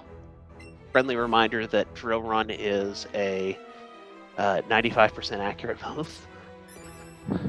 I think in my race I missed twice. It's horrible. Okay, I think he helping handed there so that he got the Rhyhorn. Or the Arbok, rather. Yeah. But Rhyhorn's dead, Headstrong. so... Rhyhorn, oh boy.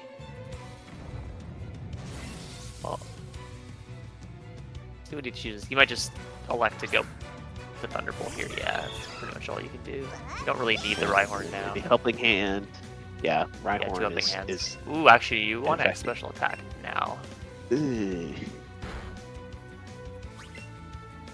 Yeah, he's just gonna take the return Oh, here. interesting.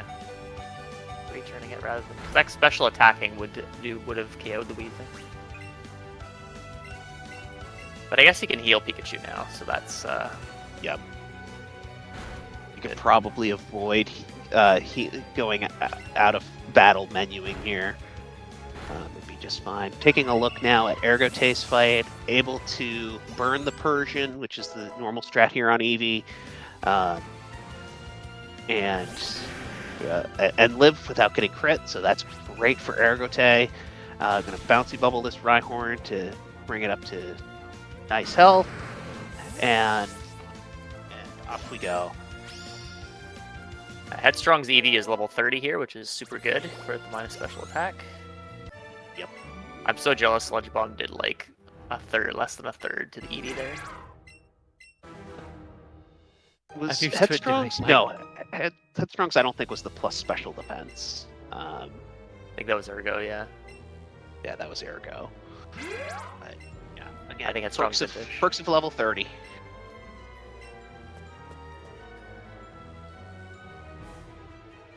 So working our way through this Archer 2 fight or Archer 1, excuse me.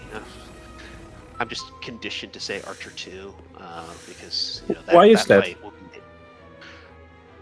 because Archer 2 is a fight, man.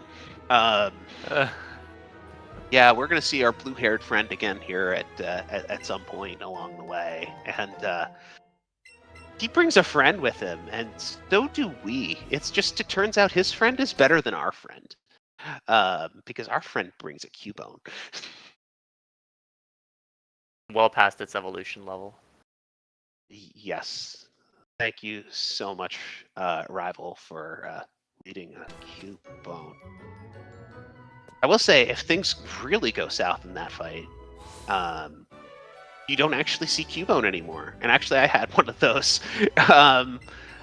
In round 2, Cubone ended up getting toxicked and ended up fainting. So I actually got Pidgeot, and once you get Pidgeot, things actually get a little better because it's not Cubone. All right, so the Giovanni fight for both Saiyan and Headstrong here.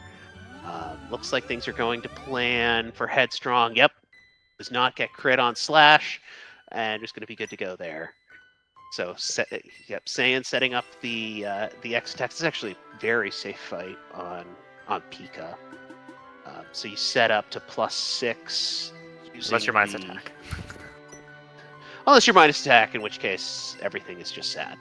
You need to be like level 30, pretty much. Yeah. So you're able to set up to +6 with the 2 controller, and then Sizzly Slide, and then you would think, oh no, a Rhyhorn. Double kick, helping hand, see you later. Yeah, it looks like Saiyan is very likely to hit level 30 for J&J 3, which is very good with the minus special attack. You obviously want to be level 30 there.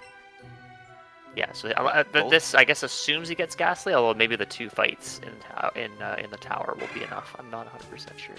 I would think so. Ergote, speaking of Ghastly, Ergote is... I think it's not a stretch to say desperately looking for Ghastly here. Has not appeared yet. Still got another floor and some change, but absolutely going to want to see Ghastly because that catch count otherwise is you're kind of up against it. Trying to headbutt the Haunter, Ergote is. Haunter's a ghost, so headbutt doesn't affect the Haunter. It's perfectly fine, even though he's poisoned. He'll take the heal pad here immediately after this fight. Just ends up losing a couple of turns because of it. And the 2 Haunters have the same stats, so he might run into a similar issue on the next one. Yeah, same stats. Interestingly enough, different moves. And different natures too, yeah. Interestingly, the second Haunter does not have Will-O-Wisp. So for Eevee, you will always... Then again, that one used Toxic. I don't think I've ever seen that. But this will also always use Sucker Punch. So it's a little annoying. If you're on Eevee, you'll never go into the J&J 3 fight at full health unless you consciously take another menu to do it, which you don't. Yep, unfortunately missing the range here, and actually takes 2 Sucker Punches as a result of that. So let's see what Ergote decides to do. That's probably a little on the low side to feel really comfortable with J&J 3, especially he's not level 30 like both Headstrong and Saiyan are. Okay, grabbing the Hyper to address the Super Potion issue that we talked about earlier. Yep. Yeah, Ergo does have the advantage of being plus special defense, so a bit more bulky. Yes.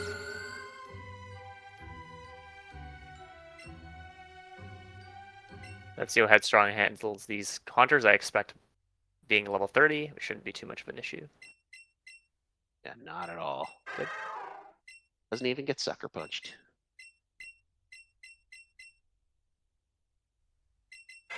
Eevee, on the other hand, or Pikachu, on the other hand, will have an easy time here for Saiyan. He'll just zippy zap. With minus attack, those can be ranges. I think even with neutral attack and like level 28, it can be a range. With Ergote running into Haunter. And as two Haunters on screen, he's this gonna is catch it. not Let's go. ideal. This is not ideal at all, but he's figuring I need to catch something. So, and it's good, ahead and go good for EXP it. too. So Absolutely. Did you go double ultra? He went ultra great. Okay, good. Yeah, double ultra. Okay, and with the catch there, Ergote also picked up an extra slate of Ultra Balls, perhaps knowing just how many catches he still needs to get. So he's got, he had 13 Ultra Balls going into that. So, that's perfect, yeah. He will be ready to go for the next segment for sure. Not getting Ghastly is not ideal. He's down to 49 planned. This is where you start thinking about, hey, maybe a Magmar. Victory Bell? You know, Victory Bell is a possibility. Tangela is a possibility. So he's going to need to fill in an extra catch. So yep, Saiyan does in fact hit 30 pre-J&J fight here with the defeating of the Channeler. Did he get his Ghastly yet? I don't think Has not gotten a Ghastly yet. So he's on 52 plans, so if he does not get the Ghastly, he'll be definitely getting Tentacool. Yeah. Alright, let's see how this J&J fight goes for almost insane. For Ergote. No, Double targets the Graveler, but the Graveler does live, so that actually ends up being a pretty good first turn for Ergote.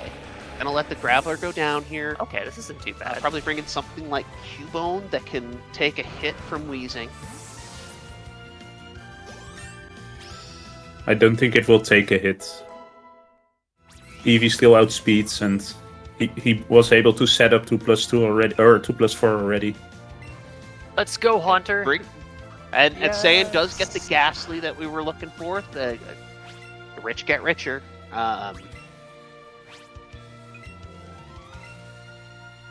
And gets the there. attack on and it. this is cycle though. That should be fine though. You got the It should be just fine. Okay, not bad for Ergo actually on that fight. Yeah, Ergo. He got a break. Did not get the Ghastly, and now Ghastly's moving around, so gonna nanab that. Okay, it does attack. It's a pretty good spot. Misses the circle again. Thank you, Joy-Cons. Let's see if this one gets in. It does. Okay, so not an ideal Ghastly catch for Saiyan, but it stayed down in the end. Power of Love for Headstrong. Let's go. She bouncy ball Darabok turn 1. Is that a strategy for minus special attack? Not a conventional one. But takes care of the Arbok with a Glitzy Glow on turn 2. We've got a lot to keep our eyes on here. We've got Saiyan starting J&J 3. We've got Headstrong in the middle of it. We've got Ergote figuring out what this catch route's going to be. Rhyhorn goes down for Headstrong. That should be fine. Yeah, you bring in your Cubone.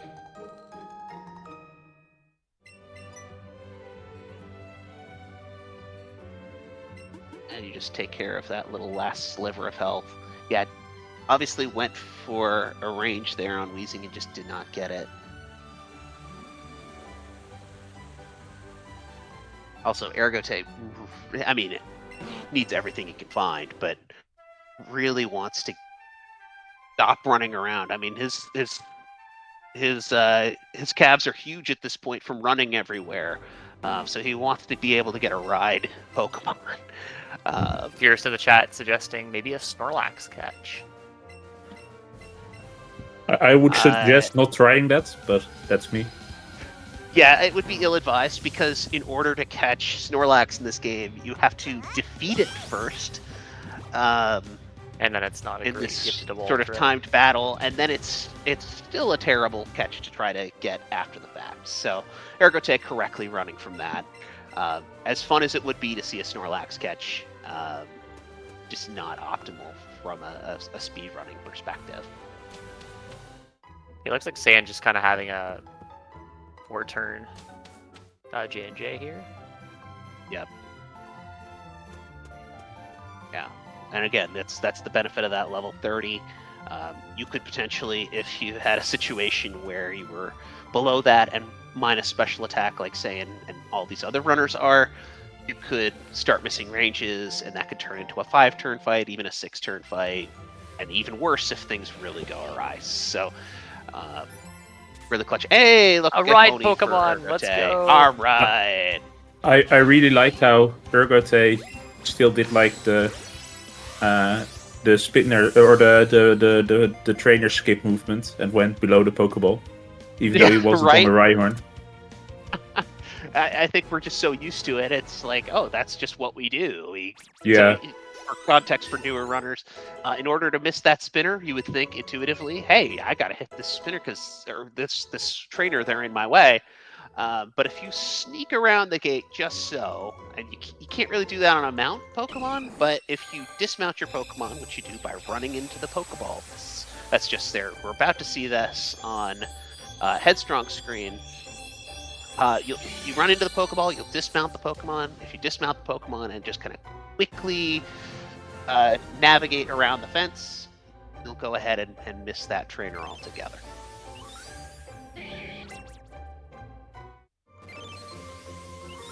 We'll see if Ergo decides to. He probably will candy the Ponyta right away. Just Yeah, hop on.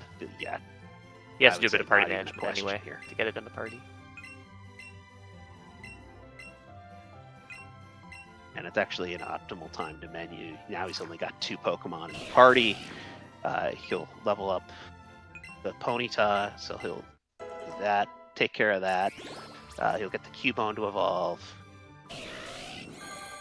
And hopefully he just keeps getting those catches. So that catch count can get back up to where we would expect to see it. A weird Doduo for Headstrong, but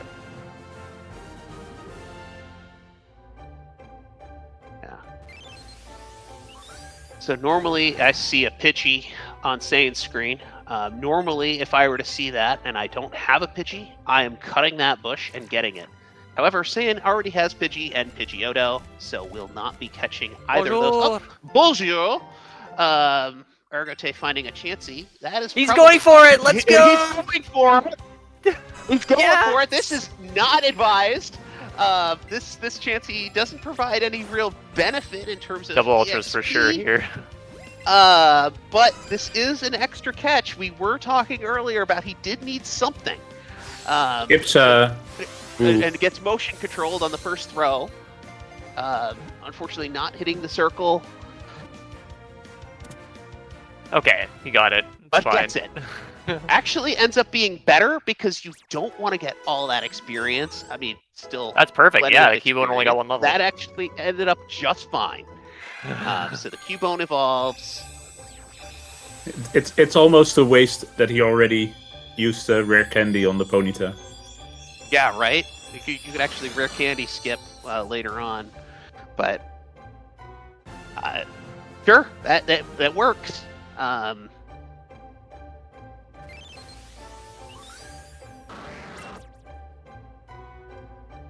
Yeah, so Ergo just needs to get Tentacool now, and he'll be golden. Although, Oh, Yeah, there's still a couple of things in the way there. You got to get a Pidgey or Pidgeotto on this route. as well probably. Rat potentially. yeah. If no Okay, there's Pidgey, then he Pidgey. needs a red. Getting the Pidgey there, perfect. You can actually, so Ergote currently has Pidgeot unmarked. You can actually now forego Rat if you want to. and just evolve the Pidgey 2 levels. That'll take it from Pidgey to Pidgeotto to Pidgeot. So you can I would do actually that. option out of Rat if he wants to. Saiyan also getting motion control on the first Ponyta throw. There are two certainties to this game. Getting motion controlled and having Pokemon spawn on top of you. And we've seen both of those in this game in relative abundance.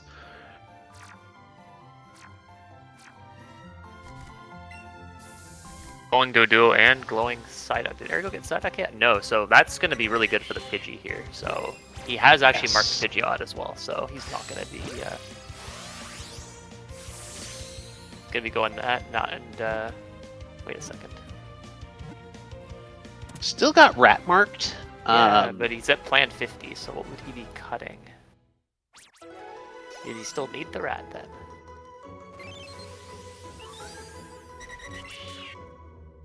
Yeah, it looks like he The does. Ninetales. Not using the Firestone on Ninetales. Oh, not using the Firestone and getting the Ninetales. That's right. That's right. And so, Good depending catch, on Sheep. if he finds a red before the basement, or like after the Tat fight, then he can switch at that point. Yep. All right, so Saiyan and Headstrong both heading into Fuchsia. They're going to grab Sea Skim, which is this game's equivalent of Surf. So we can fly back to Pallet and get down to the water route, where we will catch.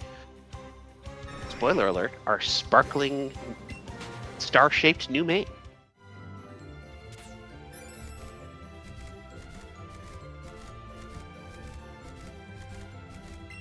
Done catching here, right? Other than Rattata if he sees it. Yeah, done on this route otherwise. So we're getting some movement and cutscenes from our three players right now. But we're going to quickly see the action pick right back up. As soon as Headstrong gets on the water, we're going to be looking for that Staryu. And we're going to be taking a look at the combat power on it. It's not necessarily determinative of is this a good star or not. We're looking for stars that have... primarily, we want good special attack. That just has advantages throughout the endgame. We also want to see at least passable speed. So... a higher combat power is an indicator of higher stats, but is not necessarily determinative. So you can actually find like an 1100 combat power star, which is very, very high, but doesn't have the stats that you need for it. So we'll see what the combat power is for this star that just appeared on Headstrong's screen. A very good quick star. 1083, good. Yep, 1083, that is above average. 1062 is your average combat power on the star. Oh, very again, moment. motion controlled. Oh, no. Alright. Okay, we're down to 3 ultras, Okay, that's fine. but gets that throw to go. Headstrong is going to go for, looks like Tentacool and Coughing. Yeah, the rich get richer for Saiyan. 1124. No Oh! way. I think that may be the highest of the tournament. That is an absolutely cracked star. The Yeah, rich get 1124. richer. My goodness. Not the highest it's possible, but it's definitely the highest I've seen. At least in a long time. Yeah, that is just cracked. Yeah, so as Summit on Ergo's screen, so goes right past that. Oh, Ergo and there's gets one. Ergo's star, Also a very quick one. 1081, okay, very and good. also a very good CPs one, for all three. 1081. Yeah, all three above average, at least in terms of combat power. Again, we won't know Oh, Ergo got fully. Okay, that's fine. robbed Yeah, there. as Poketax and mentioned, and also Albie in the chat, is like the CP is kind of an average of your IVs in a way, and so You could have like really high everything except for special attack, which is the stat we care about the most, other than maybe speed. So we'll see when they evolve these mons what they look like. Absolutely. So all 3 players getting their stars. It looks like Ergote still looking for a tentacle on this route. I always think getting 2 pokes on this route, as I say that, tentacle shows up. I don't like to try and catch 2 Pokemon on this route if I can avoid it, just because... Oh, Saiyan got the tentacle. Oh, there it is. Yep. Yeah, once again, Saiyan cannot trade across to Ergote to get the tentacle. Yeah, I don't like trying to get 2 pokes on this route because, as we talked about earlier, this game does have a catch chain mechanic. So if you catch Staryu, you're more likely to get more Staryus. That star, obviously, as expected from Saiyan, is just cracked. Ergote gets a breakout on the first tentacle throw. He missed the circle, unfortunately. Gets the excellent there. So then the tentacle stays down. So nice catch there. And we'll move into the mansion. Oh, I didn't see what Saiyan's stats were. Saiyan's was 90 excellent. attack, a 90 special attack I saw, which is like almost perfect. At what And level? First level up? At 45. Okay. Yeah, Ember's saying 92, 98, 46. So speed is fine. Special attack is very good as well. Yeah, both are near max. There's Ergote coughing. passing up the Magmar catch and just going to go for the coughing. Also, Headstrong waiting for the rat actually, there. Ergo, and Headstrong gets the rat, but Ergo will also be looking for a rat here in addition. Good gamer throw there for Ergo. Yeah. Moving coughing.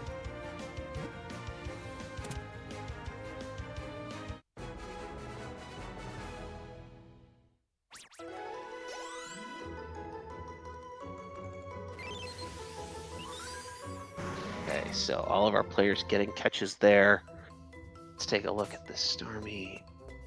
122 special attack on Evo. Yeah, that thing's very, very nice. Okay, so we will see Ergo's star stats shortly. Does he even have room for that coughing? Ergo does not have room for the coughing. That will present a little bit of a barrier. You only have 6 Pokemon slots in your party, and he needs... In this moment, he wishes it was 7, because he needs experience on the coughing as well.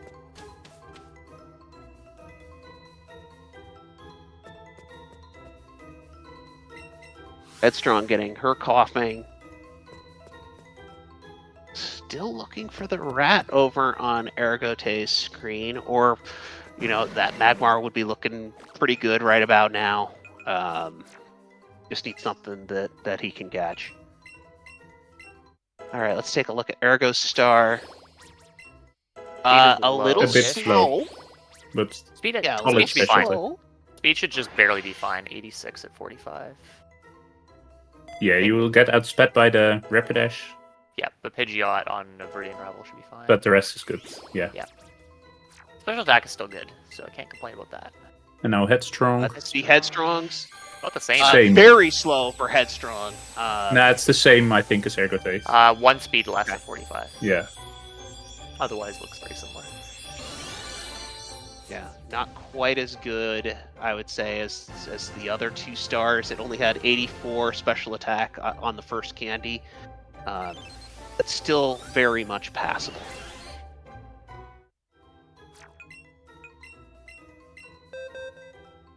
Now the Headstrong Chet is fight. probably going to want to hope for at least 180 in speed, just to kind of get that extra point for the arrival. Yeah.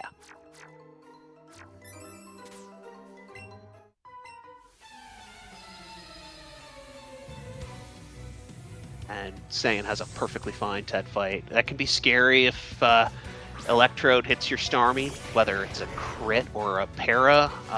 Neither of those are good. So just went ahead. That's what we want to see. We want to see the Rapidash get hit, or just nothing happen to the star. Okay, does get this star hit for Ergote, but it's perfectly fine. He keeps on moving. No crit, no paralysis, so that is perfectly fine. Let's beat for Headstrong.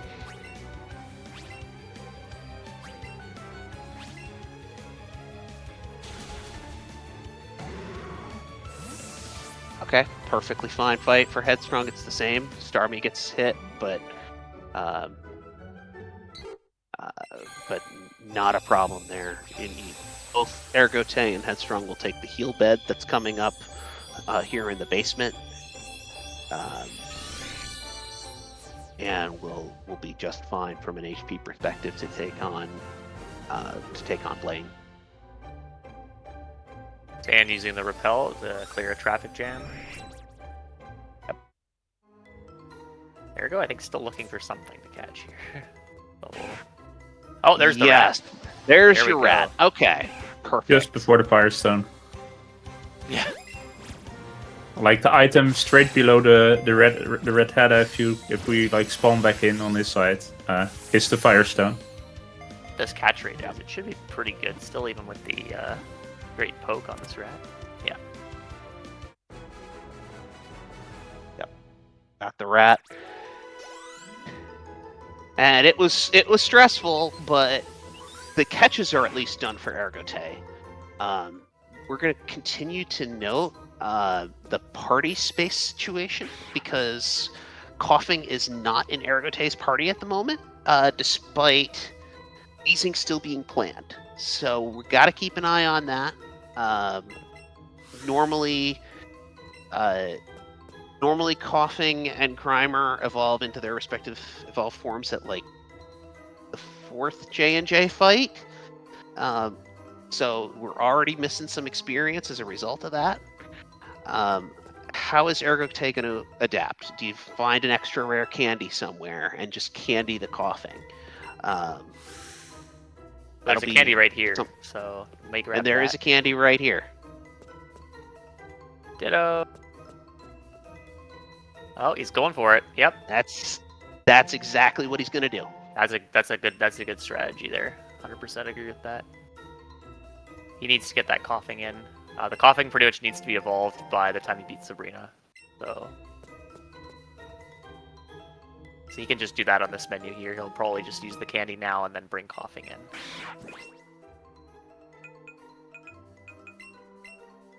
Oh no, never mind. Or he's just going to wait. I know there's a pretty extensive menu after you beat Lieutenant Surge. And that's where the notes actually say to like do any necessary boxing that needs to be done. So I would expect Ergo to do that menu. Yeah, you can do it there. Probably at that same time. Yeah, or do it like at Erica, where you're, or after Sabrina, where you already go candy anyway. Yep. Yeah. Saiyan having no issues with Blaine. Getting crits for good measure. Yeah. Not needed, but it's Saiyan we're talking about here. Once again, on just blistering pace from Saiyan. 46 pokes in low 201. Easy 301 pace, I'd say. Yeah, once again, Saiyan has, being on 9 points and having won all 3 matches against some really difficult opponents, he's set the standard in this tournament. Yeah, he beat me round 1, so... Yeah. I mean, just some really good runners have just been left in Saiyan's wake, and we're kind of starting to see that here. So Headstrong did get outsped by the Rapidash, as expected. Did take that recoil damage from Flare Blitz, or did take some damage from Flare Blitz, but is fine. We expect something similar with Ergote. We'll see if there's any crits or burns or anything that needs any additional attention. Hopefully not.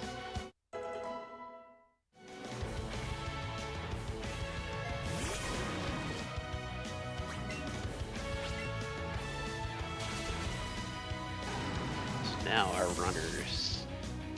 Finally, gonna go say hi to our good friend that we pitched at the Vermilion Gym an hour and change ago.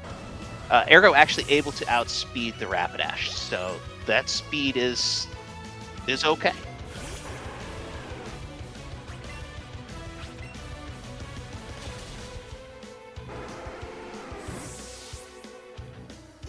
But yeah, these next couple of fights with Surge, with Erica, again, we just have a Starmie who is level 46, and Lieutenant Surge's Pokemon are in the mid-20s. Erica's Pokemon are in the low 30s. So do the math on that, and these are very straightforward fights for each of our runners. Things will start to heat back up a little bit once we get into Silphco, and there will be a number of interesting fights there that have some dynamics. But until then, Surge's 3 Scalds and out on 3 Pokemon. Erica is 3 Psychics and out on 3 Pokemon. I think this is a good point to kind of recap where we are, just from a broader picture on this race. So to start, Saiyan has 9 points. Ergote and Headstrong each have 8. We expect each of these 3 runners to qualify for the semifinals. All of them have accomplished a great deal in their first 3 races and have raced really well throughout the tournament. And that's why they're in this race here today. So we expect each of these 3 to be in there. The major stakes are who gets put into which pot in the semifinals. Whoever wins this race, we expect will end up in pot 1, especially if it's Saiyan. It will absolutely be pot 1 because he will have won all 4 races and will be the only one who could accomplish that feat. Headstrong and Ergote, probably the same thing if they were to overtake Saiyan here and win this race. But these runners could potentially, depending on where they fall, these runners could potentially sink to as far as pot 3 in the event of a 3rd place. So you could find a situation where you're going up against, maybe not Saiyan himself, but a runner of that caliber. So yes, we expect each of these 3 runners to be in the semifinals, but that does not mean this race is without stakes. So each of these runners are going to be trying to really fly here through the end game. We'll see the amount of risky strats that they go for. What I'm really interested in is, what does Headstrong do? Does Headstrong try and start to push Saiyan a little bit? Does Headstrong say, okay, I've got 2nd place, I could probably find my way into pot 2 with some relatively safe strats? How does Headstrong play it? That's the one where it's like, okay, Saiyan can probably be pretty safe throughout, and at worst get 2nd. But what does Headstrong do? Because do you go for 1st? Do you bring that 3rd place into the equation? So looking forward to seeing really all of these runners' strats going forward here. Yeah, I think Headstrong is just a bit too far behind Saiyan to really go for onesie strats to try to make a difference. Go for risky strats. I think the gap is just a bit too big for that, but we still have a few fights that can go you won't really often lose the fights, but you can lose minutes in the fight. So right, like a 3-turn Archer 2 for Headstrong. Let's say that ends up being 5, 6, 7 turns for Saiyan. That very much would change the complexion of what this race is at the moment. And Archer 2 is not the only fight for which that is the case.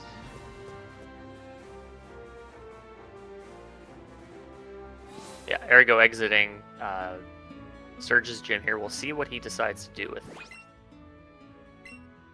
Yep, he's going to go in the box and grab. Yep. Yeah, could not grab the Rattata because he already had Raticate. So, a little quick improv to make sure he had the right Pokemon there. I guess he didn't need the candy then, did he? He will still likely need the candy. I don't believe that Coughing will naturally level up on time, just because of the experience that got missed out on It's level from 45, Blade yeah. and Surge. Yeah. So maybe the strat there is just to candy it right now and put it away. I don't know. You could. Again, we don't expect it to level before Probably a bit Sabrina's slower. gym. Yeah. So I think she made a really good point earlier, which was that you're going to be candying the Starmie after Sabrina's gym anyway. You're already going to be in that menu. But just hand a candy over to Coughing while you're at it, and that will be pretty efficient from his perspective.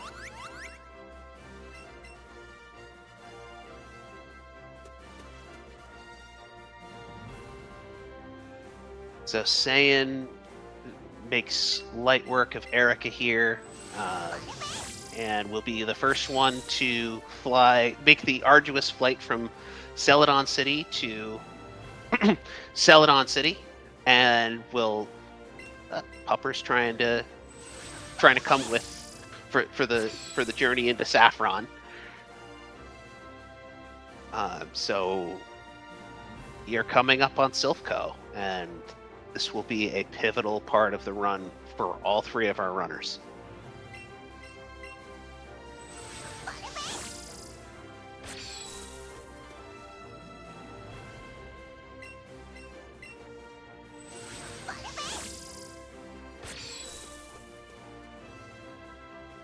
So a little bit of context here on this Blue fight.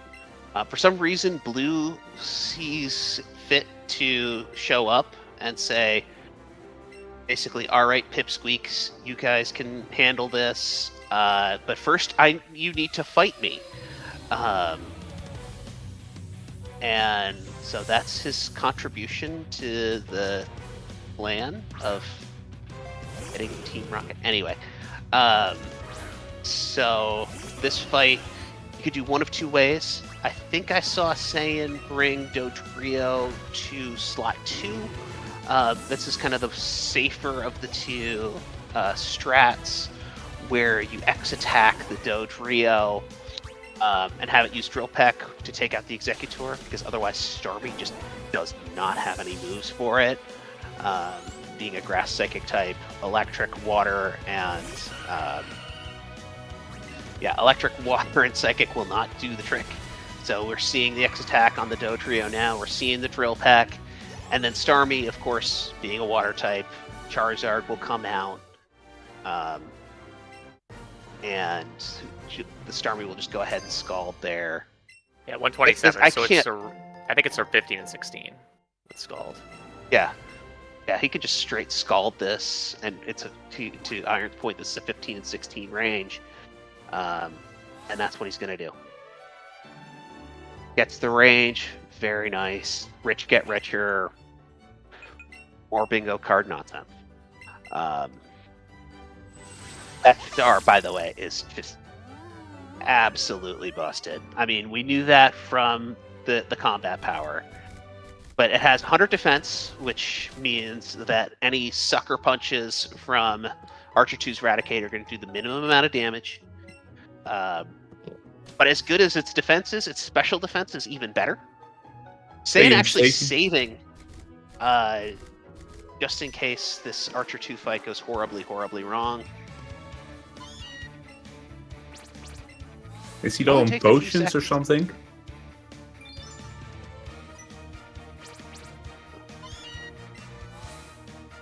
Headstrong, by the way, using Rapidash here, it gets a little bit riskier, because if Rapidash misses Fire Blast on Executor has this little habit of putting up Light Screen, which I think that may have actually happened. So, okay, kind of your VGC opening on Saiyan's screen for Archer 2. You have the Protect self-destruct from Electrode. That's kind of your middle case. You don't want to see Thunderbolt from Electrode because that can just get out of hand really quickly. So kind of taking the middle of the two scenarios. The 3-turn is off the table for Saiyan at the moment, but could still have a pretty good fight.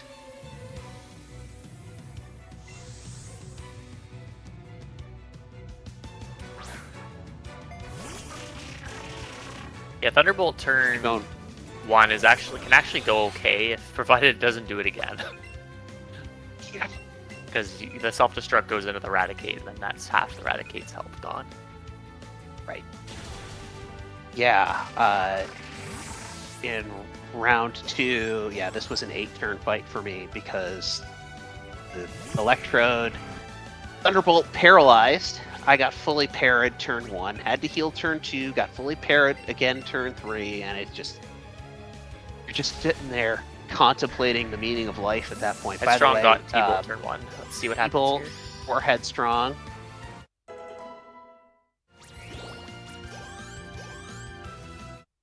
Saiyan's going to need to heal that. Again, Boom. this is why this star being so good is an asset.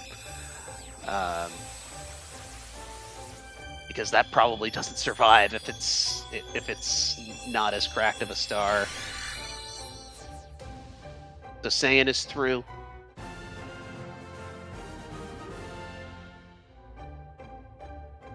Fortunately, Headstrong ends up getting the very safe 4-turn fight. Oh, protect though. well, That's dumb. Announcer's jinx as Weezing protects and turns a very safe 4-turn fight into a very safe 5-turn fight.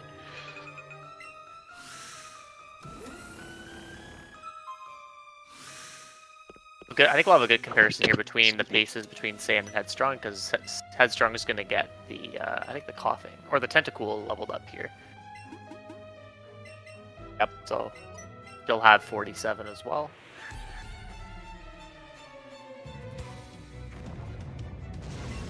Yes, about 50 seconds, not counting the Evo behind. So a nice cushion for Saiyan, but not insurmountable, especially if Headstrong decides, you know what, I'm gonna go full send on this and really go for first. T-Bolt or T-Bolt, no protect on Ergote. So again, we just want to see the Electrodes stop thunderbolting. That would be nice.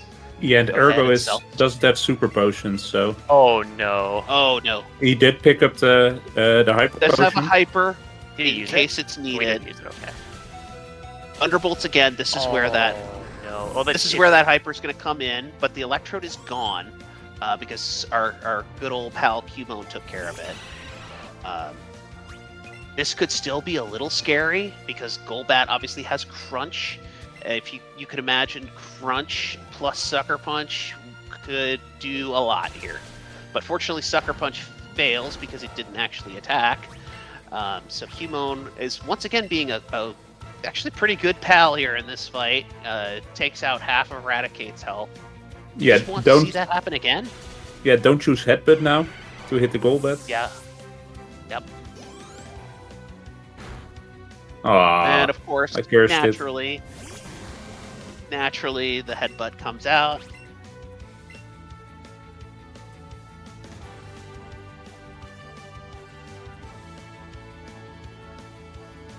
For now, it's getting pumped.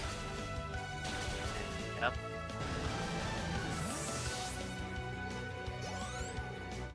It should be good here. Yep. And takes out the Raticate with the Bone Meringue. Alright.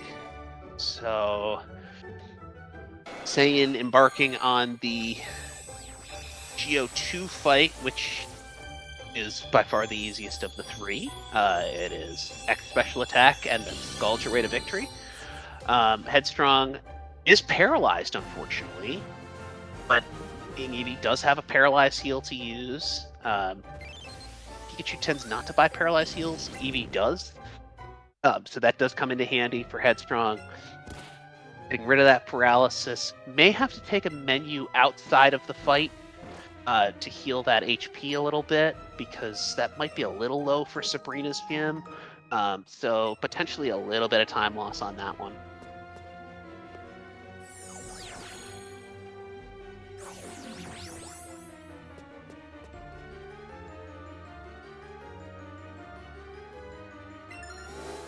Meanwhile, saying just doing his thing on Geo2.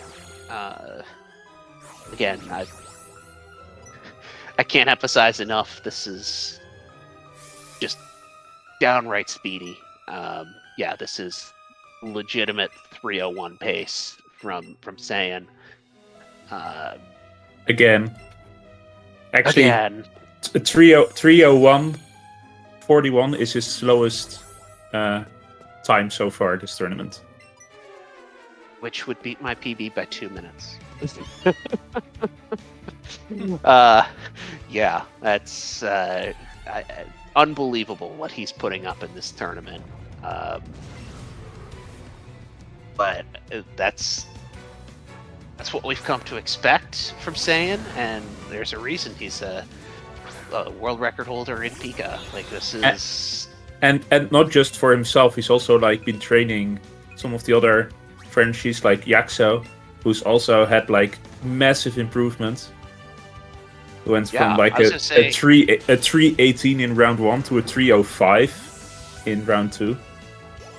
Yeah, that's another runner where it's just like that sort of meteoric rise. And you're like, I don't want any part of facing somebody like Yaxo, who is just improving and improving and improving. Especially under the tutelage of somebody like Saiyan. I mean, we're seeing it firsthand here today.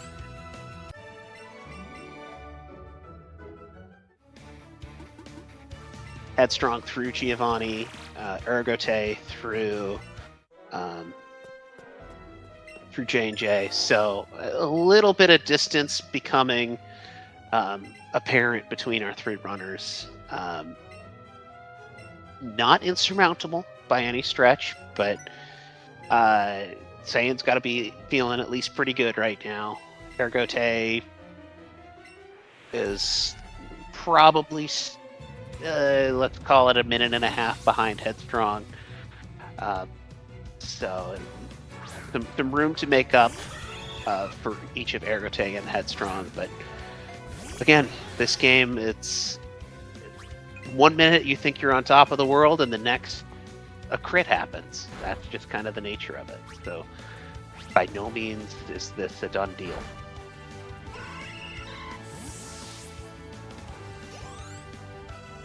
Keeping an eye on Saiyan's shopping here.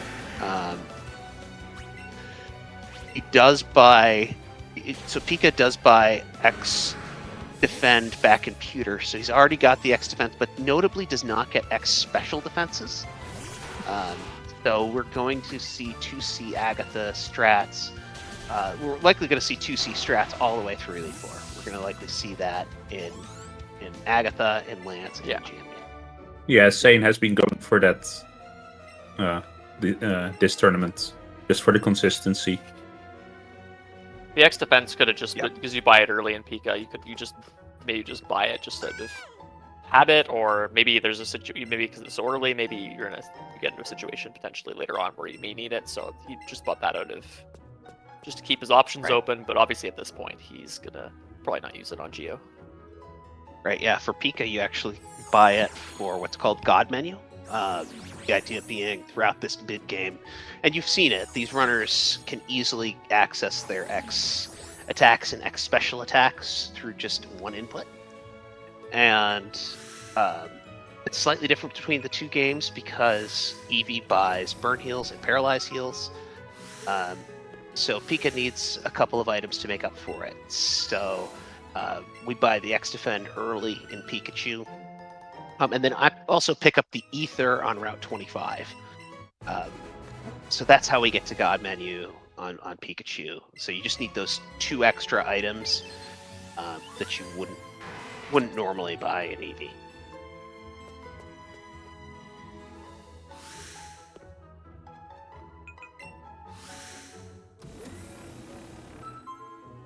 All right, Sabrina's Gym for Saiyan.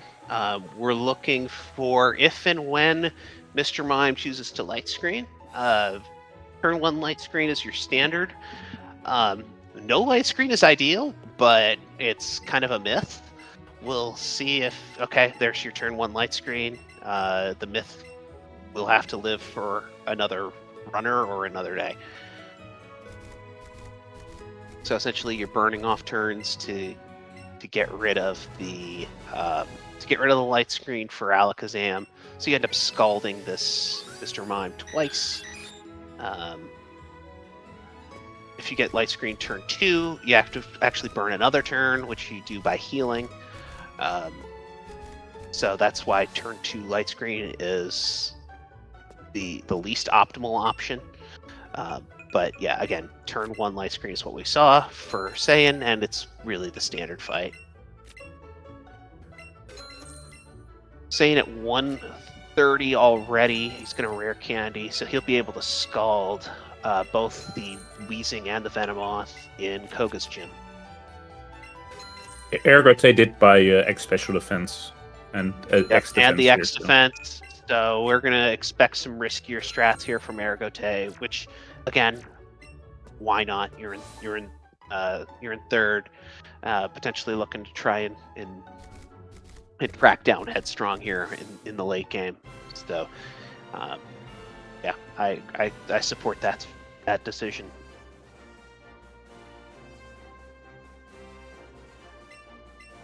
Headstrong also with the turn 1 light screen.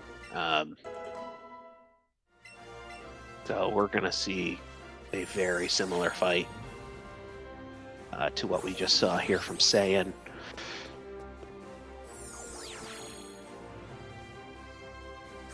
Not a very risky fight unless you start getting crits and special defense drops, which we have not seen for Headstrong. So, yeah, should be smooth sailing out of Sabrina from here. Saiyan menuing to take all the remaining Pokemon out of the party because we've got our 50. We can get into Koga's gym now.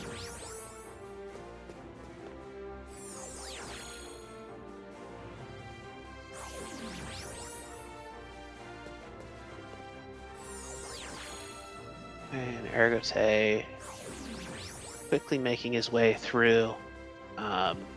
Almost gets nabbed by the spinner, but was just a little bit past him. A little bit scary to look at there, I'm sure. Saiyan getting early teeth, which is the correct response. Yeah, Ergo clearly wasn't worried by the Monka chat.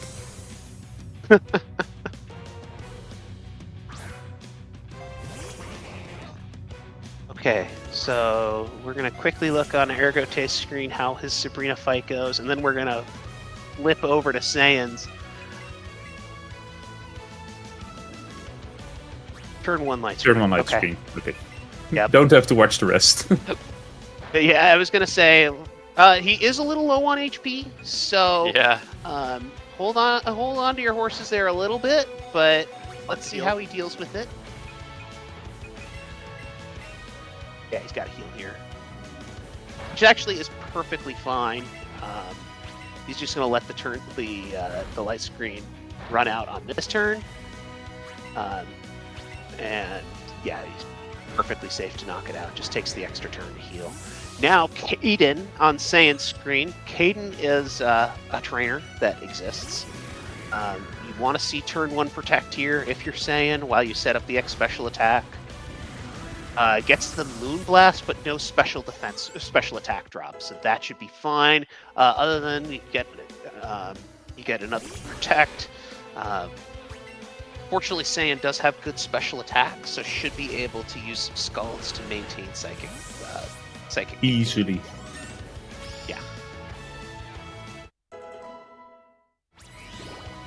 A little bit of a troll on Caden, just taking up time more than anything. You might also want to heal before Geo3 just to be safe. You don't want a situation where Doug Trio crits and you're on really, really low health. But other than that, no problems there. Yeah, it depends Also, on. knowing it, Saiyan could depends on go this for two fight. C threats, and then Yeah. I don't think a crit will kill. Okay. Headstrong's For Headstrong, also gets Moonblast. Also no special attack drop. Fortunately for No Headstrong, protect. no protect. So Okay, this should good. be a pretty nice fight. That's far better than a recent fight she had with Caden. Now, like a by the way, 15 we're turn seeing fight. now the coughing Evo for Ergote, and as expected, went ahead and used that additional rare candy that he had to take that coughing up to a wheezing. So has no issue getting to 50. Saiyan looked like that. Was that turn 1 protect on wheezing? Either way, it looked like a perfectly fine fight there. Yeah, sculpted first 3 Pokemon. Yep. You're saving Psychics for Muck at that point.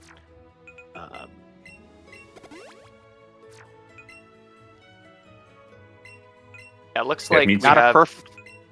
Sorry, it looks like in terms ahead. of pace, we have about 1.5 between Saiyan and Headstrong, and then a little under 2 minutes between Headstrong and Ergo. So I think Headstrong probably should be 2C'ing. I think that's enough of a cushion, but we'll kind of I see how think you're things probably go. you're probably right on that. Things may change based on Caroline, but see. Yeah, I think these leads are probably just enough for each of these runners over the ones behind them. Explosion on Headstrong screen from Wheezing. Okay. It's technically optimal. You save a half turn, and you're more likely to get these Pokemon to not use Protect, i.e. Troll. So actually kind of a nice fight here from Headstrong. So making up probably a few seconds. That'll get mitigated somewhat by having to heal that HP, obviously. Because it's way too low. It's a much better gym for Headstrong than Saiyan. Yes. And again, Well, Explosion was saw turn there- 2, though. Interesting. Okay, I did not see that, but So he got toxic, or she got toxic turn 1 then. okay. I guess. I'd still say Yeah. that's a really good gym. Yeah. You avoid all those protects on Koga. I mean, the number of times you get 2 and 3 and 4 protects on Koga, it gets really annoying. So, avoiding that altogether. Okay, we're seeing Caden on Ergote's screen. Protect turn 1, that's what you want to see. So just gonna go ahead and Psychic, take out the Muck without any attacks or minimizes being thrown its way. Saiyan Never lost. Caden. Saiyan lost the second, not getting like the rifle walk skip. Oh, There's yeah. like a small Yeah. animation there that you can, if you move up towards the sign just enough, then the rifle won't do a small walk animation. So there's some time for Headstrong there to catch up a second. Every little bit can count here.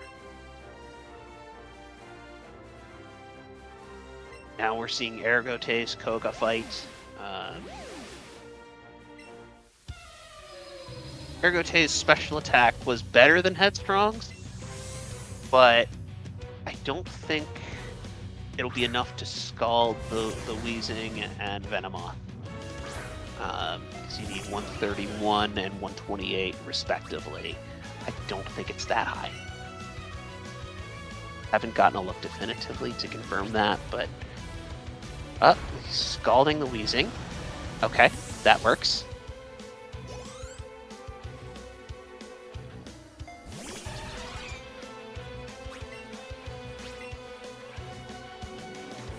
Yeah, you need pretty low special attack not to hit these scald ranges. Yeah. Oh, that works. So Ergote, fighting off the Protect there from Venomoth. Probably we'll expect to see at least one more of there it is. Because it's Koga and he just loves protecting. But nonetheless, safely through Koga. Pivoting back to Saiyan's screen, we're starting up on the gym with the mysterious leader. I wonder who it could be. Not that there are, those little spinny things on the floor that we saw in the rocket hideout. So it's not like that. Those could give us any hints at all. And people using ground types. Oh, yeah. Saiyan get ratioed. Yeah. Saiyan using, I think, one controller. Yes, one controller from Saiyan. But this Starmie is so goated that it's probably not in Mega Horn range. Hydro Pump, KO, Rich get richer. Yeah, ridiculous.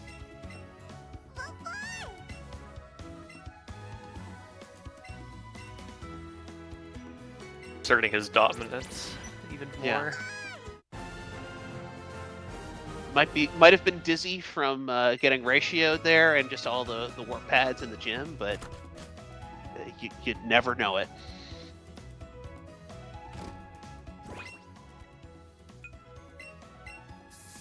So both Saiyan and Headstrong in more straightforward fights. We're about to see Headstrong head towards our good friend Ace Trainer Samuel that we just saw on Saiyan's screen. We saw Saiyan take the riskier strat of going ahead and using Hydro Pump. One seeing Geo too. One seeing Geo, okay. Not full health. And yeah, not full health. Headstrong is 2 seeing. Headstrong is going to go at 2C, so safer strats there for Headstrong. Does she have enough to Psychic Stomp here? I don't believe so. The Psychic was the special attack was a little bit lower. The 130, right? To do that? Yeah, I would expect to see Scald X special attack here. Yeah, that's what's happening. Okay, over to Saiyan's screen. We see the X defense. Okay, first turn, no crit. That's what we're looking for. No crits here. Punch. Okay, no attack because of Sucker Punch. And Easy. Saiyan's through. It's easy. Rich get richer. Jeez. I will say that I've gotten Sucker Punch while setting up, and then I got Sucker Punch crit and died. So just because you see Sucker Punch doesn't mean you're out of the woods. No. Yeah. Again, Saiyan is once again on very, very fast pace, and not putting on the brake at all here. One seeing both Samuel and Giovanni in this gym. He is just leaving no doubt, and it is something else to see. So we're going to see Headstrong 2C this fight, so you can bring Rapidash in addition to the Starmie. The idea is that Earthquake becomes a spread move, which reduces the damage that Starmie takes. We expect Rapidash to die on turn 1. Sometimes it can live using Power of Love, and that's slow. So totally normal for Rapidash to faint here. And if that's the case, you kind of go 1v1 the rest of the way, and it's a safe fight.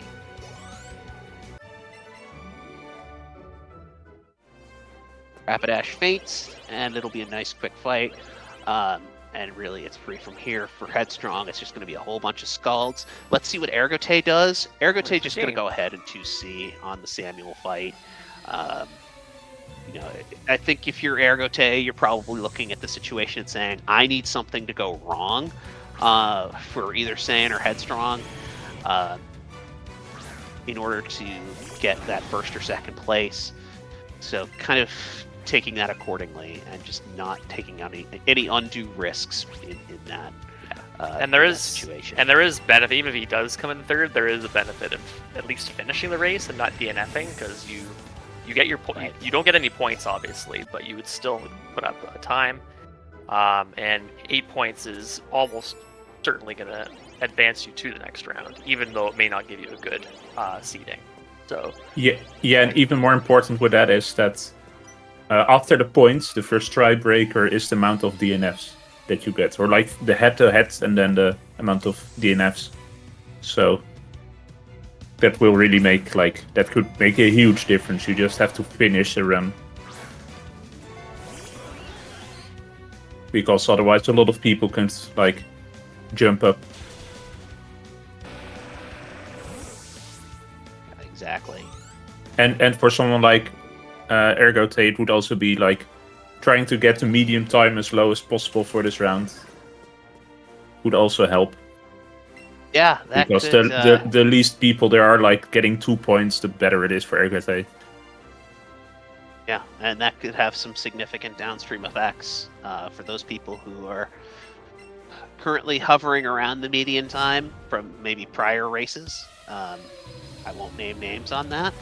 there's a couple people pushing in that this median call. pushing that median time lower, makes those people shaking their boots a little bit more. But we are seeing the 1C here from Ergote on Giovanni 3.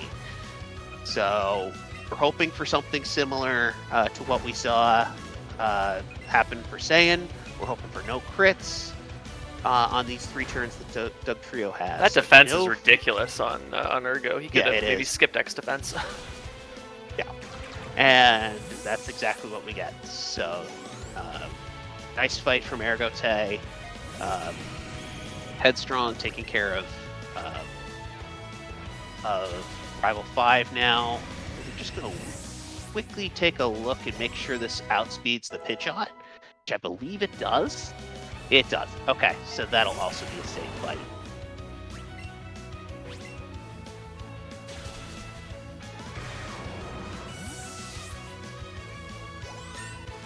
I'll go ahead and finish that fight up. Excuse me, Shield. Yeah, Headstrong will finish that fight up.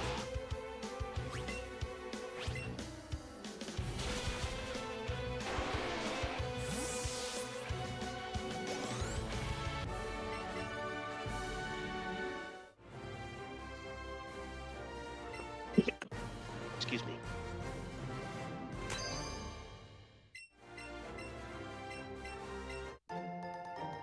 So into victory road for Saiyan. We fully expect, there's the potential for one-seeing Naomi. We do not expect Saiyan to one-see Naomi under any circumstances here. It is maybe the most. Did I just see? Okay. We are seeing Naomi. The 1C Naomi. I was wondering if this was gonna happen. I mean, again, this star is busted.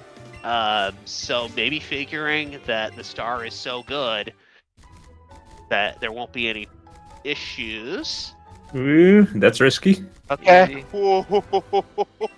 I think Sane should have gone for the Scald turn 1 strat there. Oh. And Wow. see if it burned.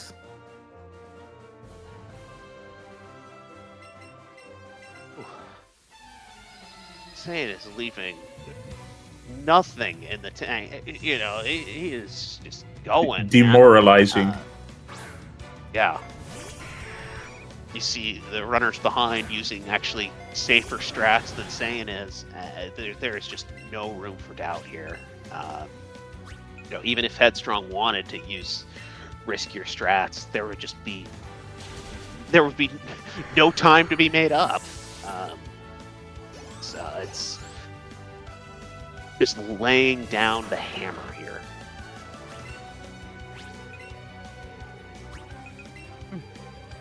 Is this star good enough to potentially And this is actually another thing I did in my race yesterday. I actually hydro pumped this Hypno after setting up an X special attack and was able to take it out. I gotta believe this star is good enough for that.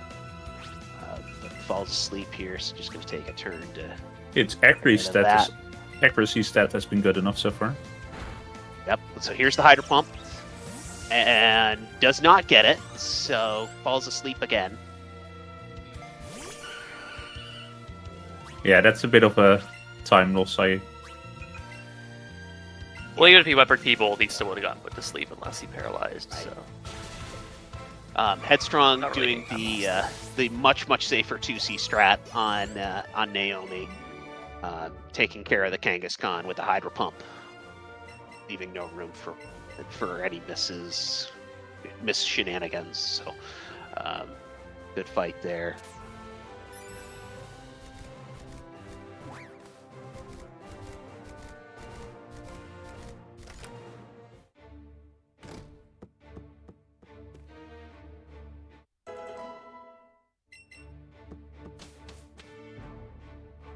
So yeah, Headstrong perfectly fine on Naomi.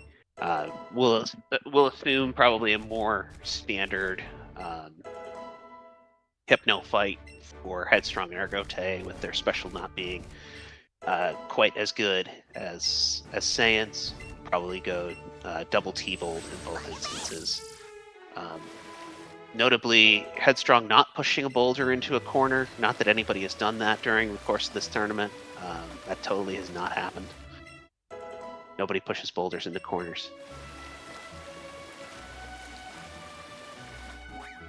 Alright, Alexa skip. Yep. Smooth like butter, I'm saying.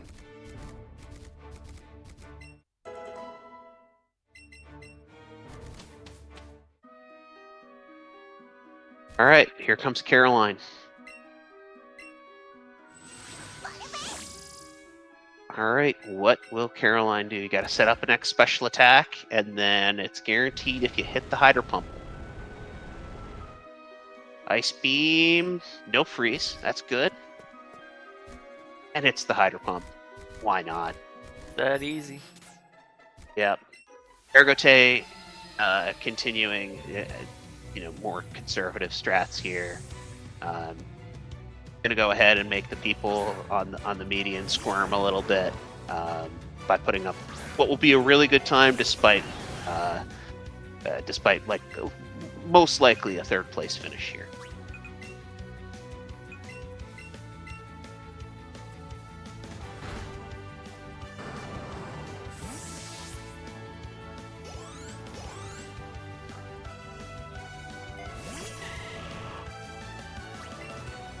So Caroline goes according to plan for Saiyan. We're about to get Alexa skip for Headstrong. Ergote will be heading into that Hypno fight momentarily. Saiyan pushing a boulder. Riveting television we got here. Okay, Headstrong past Alexa. A little scary there for a second, but she went ahead and got it.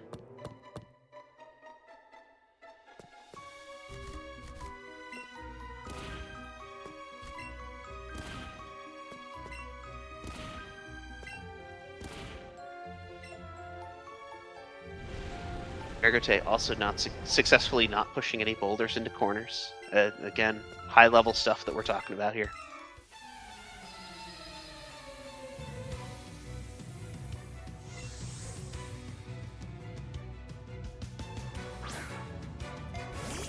Headstrong gets the jinx. Very nice Caroline fight there for Headstrong.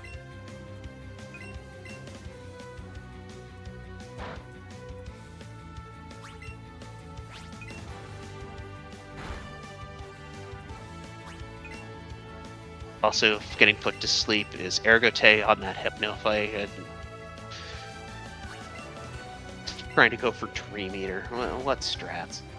Gotta love it. I didn't even know it had Dream Eater until very recently. It does, yep. And it will use it if you are asleep. It's actually the best case scenario because you use an awakening on it anyway. Headstrong quickly checking in on her Rapidash, making sure everything's cool, and it is. I think I've only ever seen it once, and I've been put to sleep a lot.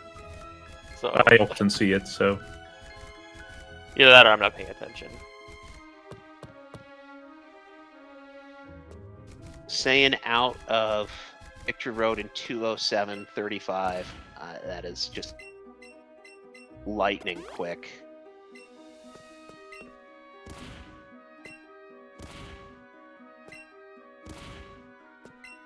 Both of our other players are pushing boulders, and again, not into corners. That's good. We don't want boulders in corners.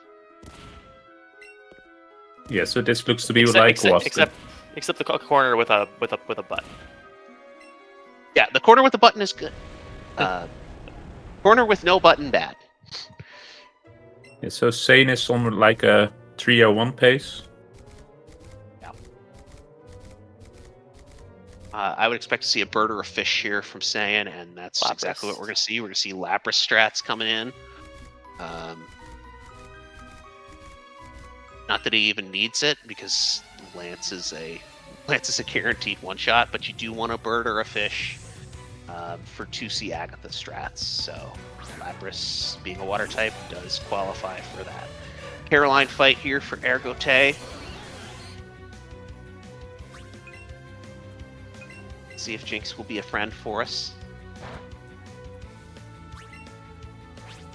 So far, so good. And yeah, that's a good fight. Good fight from Ergote.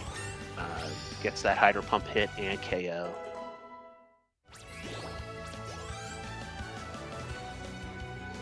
.139 special attack for Ergote. We'll see what the Lorelei strats look like as a result. You can set up to +4 and potentially go for a Jinx Scald range there. The Lapras is guaranteed at 139. It's actually guaranteed, I believe it's either 137 or 138. So that will be guaranteed. So Ergote may just set up to +4 and go for the Jinx range.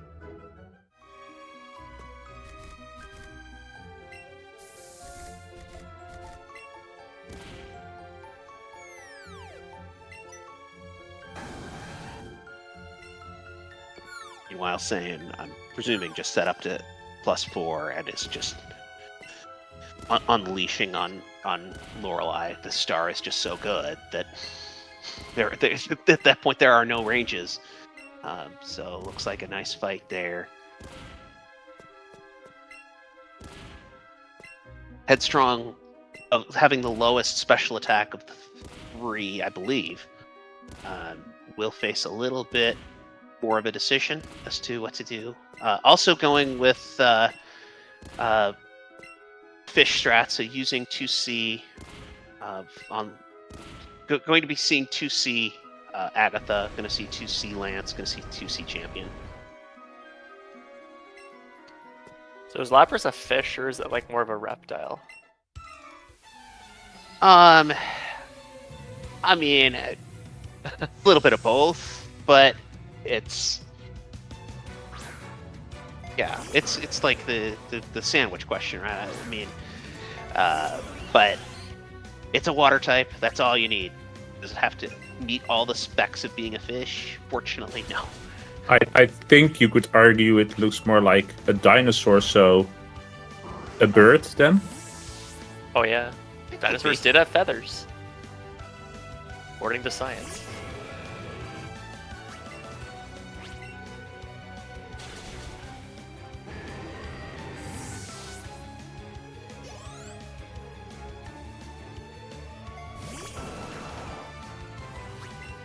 So relatively straightforward fights coming in from each of our 3. Ergote finishing up Dawson, who's the last trainer in Victory Road. Headstrong finishing up on Lorelei, first Elite 4 trainer. Saiyan on the second Elite 4 trainer, Bruno. We don't expect to see really any sorts of issues. Certainly from Lorelei and Bruno. And with the mitigation strategies that we are really expecting each of these three trainers to take, or each of these three runners to take at this point. Even Agatha, Lance, and Champion should not be that scary for anybody. Maybe Ergote goes for some 1C strats, but even then, I do not see Ergote catching up to Headstrong given this gap. So don't be surprised to see the birder fish for Ergote as well, and just going ahead and using those safer juicy strats for Agatha, Champion. Yep, there's your fish for Ergote. So we'll be seeing 2C strats for all these trainers, and let's see that in action. So Saiyan on Lorelei.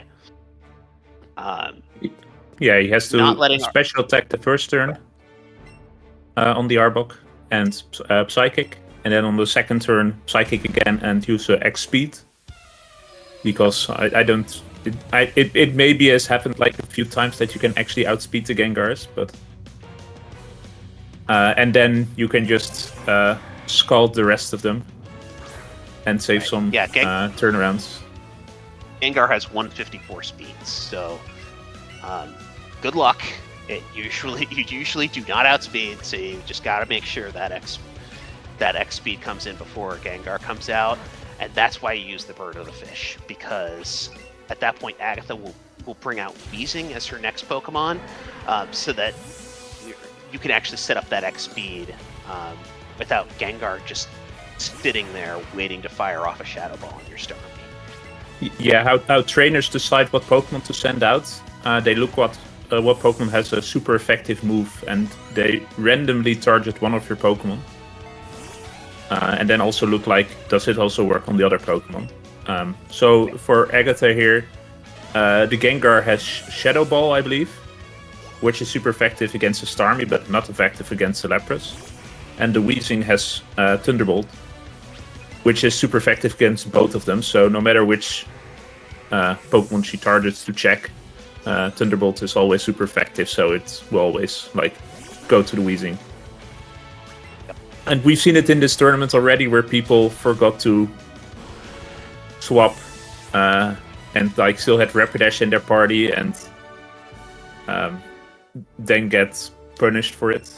I believe Aspect had that in round 3, where Aspect said afterwards, I've never seen it send out Hunter or Gengar turn as second, which was just experience based. Yeah, and Headstrong has 138 special attack right now, so if she was going 1C, she would be guaranteed on the Dragonite because she's going to level up once more. Yep.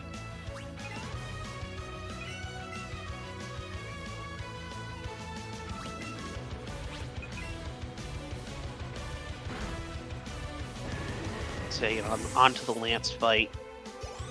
Again, 2C'ing. This Star is not going to have any ranges throughout the fight, including on the Dragonite, which can be a range if you have lower special attack. 140 will guarantee the Dragonite, but we won't see any ranges like that. So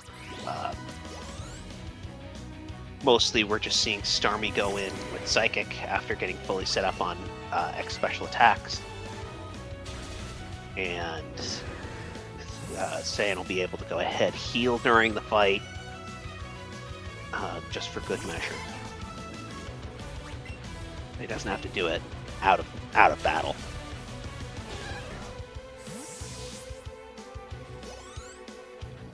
Yeah, and that's people often look at 1C strats or 2C strats for these, for the E4, and they look at just that's how much time do you lose or save in a fight. But the 2C strats don't have any menuing outside of battle. You have to summon your second controller a few times or unsummon it, but you have no menuing at all besides that. So that's something people often forget.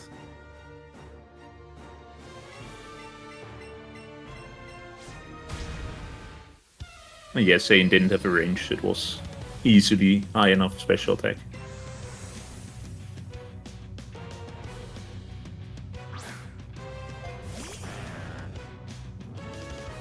So yeah, Saiyan and Headstrong kind of separated just by that one fight here. We're seeing as it wraps up for Saiyan, it starts for Headstrong. So we're going to see very similar fight there. Let's check in on Saiyan. Can I go ahead and save again just to be 100% sure on this fight? Is Saiyan's special attack high enough to go +4 on this fight, or? It should be. It should be high enough. Yeah, I think its special attack was kind of mid-140s. Guaranteed Yeah, at that's- 149 on Psychic.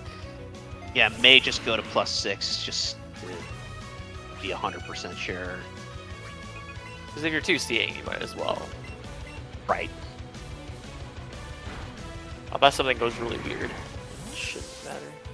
I mean, if it like double targets the Yeah. Lapras. Yeah. Which would probably be optimal, actually. It would be, yeah. So we actually see the Possible. target on the Lapras. You'd like to go ahead and see it. Now he going for +6. Yeah, you actually want to see the attack on the Oh, Lapras. they And of course it avoids missed. it.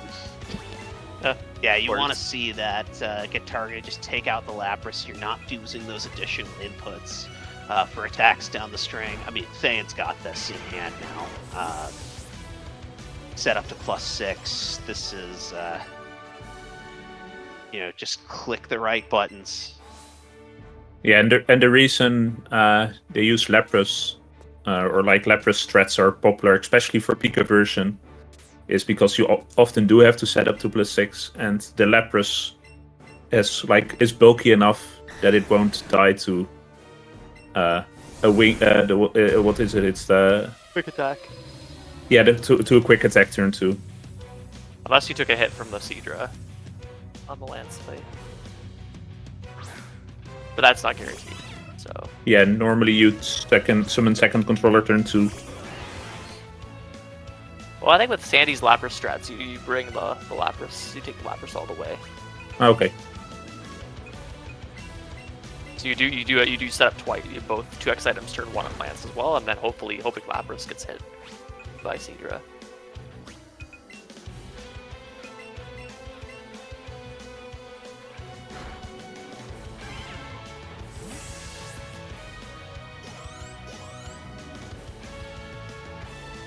Saying just playing out the string here. We're down to the last Pokemon. Just got to hit Thunderbolt, which he does. So this is gonna go ahead and be a GG's for Saiyan. We're looking at probably a mid 301, which I can't say it enough. What a time! And not only is this not his fastest run of the tournament, it's actually one of the slower 2 runs he's had. I can't even conceive of that. So great first 4 rounds. He's gonna finish on 12 points. Only his 3rd fastest run. Oh, darn. Just really didn't put the pedal to the metal here in Elite 4. God. Like how happy all 3 of us would be with a run even close to this. Oh, be jumping up and down for days. But yeah, it's just another day for Saiyan, another day at the office. And honestly, make it look easy here today. Even though it wasn't. But yeah, he'll end up on 12 points. He will absolutely be hot number 1 overall seed going in at 301.28. Wow. So Saiyan just showing us the Twitch settings just to be sure. But yeah, 301.28, great time.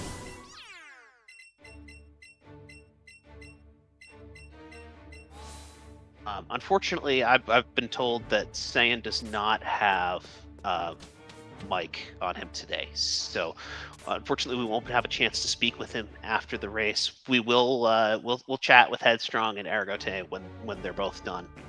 And Ergote is coming up on that very, very quickly as she just finished the rival fight, and Ergote is just starting his rival fight. Yeah, Headstrong looking like either a high 302 or low 303. Very solid. I couldn't see when she actually finished the champ, though. I can't emphasize just how competitive these runs are. 303, that's going to win. In this tournament so far, it's going to win something like 80-some-odd% of the races that have taken place in this tournament. Here, it's only good enough for second. Even Ergote, in the majority of races, with his time that he's going to put in, would win more often than not. So 303 flat for Headstrong. Great race. Yeah, that beats basically any non-Saiyan race. Yeah, and we said it from the top. Saiyan has just been Super Saiyan in this tournament. And we're seeing yet another example. If I look at the race time, which we used right actually, Headstrong actually finished first with a 3:02.57 because Saiyan forgot to end there. So we'll have to retime that, but it will be fine. Yeah, I think Saiyan was making sure he showed off the Twitch the Switch settings. For those very competitive runs, want to make sure everything's on the up and up there. So pivoted there in lieu of hitting the race time. But again, perfectly fine from our perspective. So Ergote finishing up.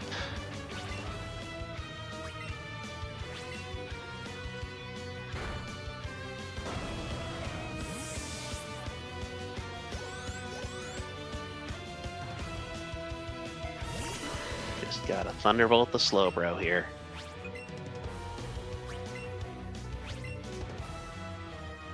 And that's exactly what happens. And we're looking at probably a high 305 for Ergote, probably something like 305.50. So again, a really, really good run. Unfortunately, from Ergote's perspective, just overshadowed by two really, really good runs. It is certainly not impossible that we will see at least one, if not more, of these runners in the finals. Just with how competitive they are, with how accomplished they all are. So, in fact, it's possible that we see this very match again. So, a lot of fun to see this today. 3 runners competing really at the highest levels of this game. So, it's been fun to watch. I see we have Headstrong in. Headstrong, congratulations. Great run. Thank you. So tell us what stood out, and then obviously you had quite a task today, going up against Saiyan, who just, I mean, I would say went off, but this is just kind of par for the course. Yeah. What were your reactions to this run? I think it went okay overall, considering my Eevee kind of sucked. Running minus special attack plus defense isn't exactly the ideal Eevee. No.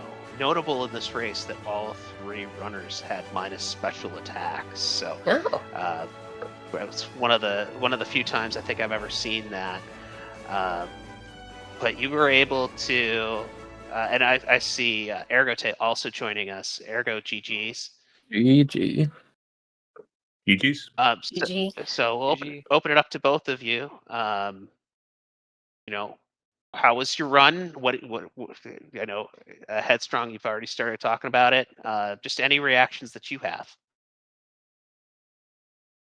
Yeah, I mean, it was fine until I was minus special attack and Rhyhorn didn't show up.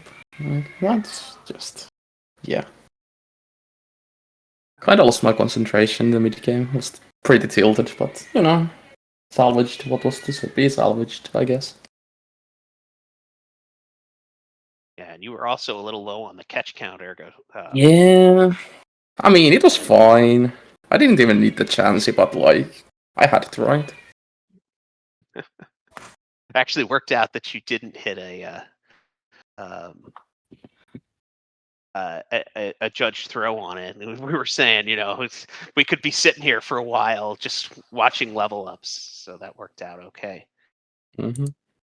I definitely had a very strange catch route. That I know. Oh, yeah. I caught Metapod and then the Caterpie. I was doing that mainly for experience, but then I totally whiffed the throw on the Metapod.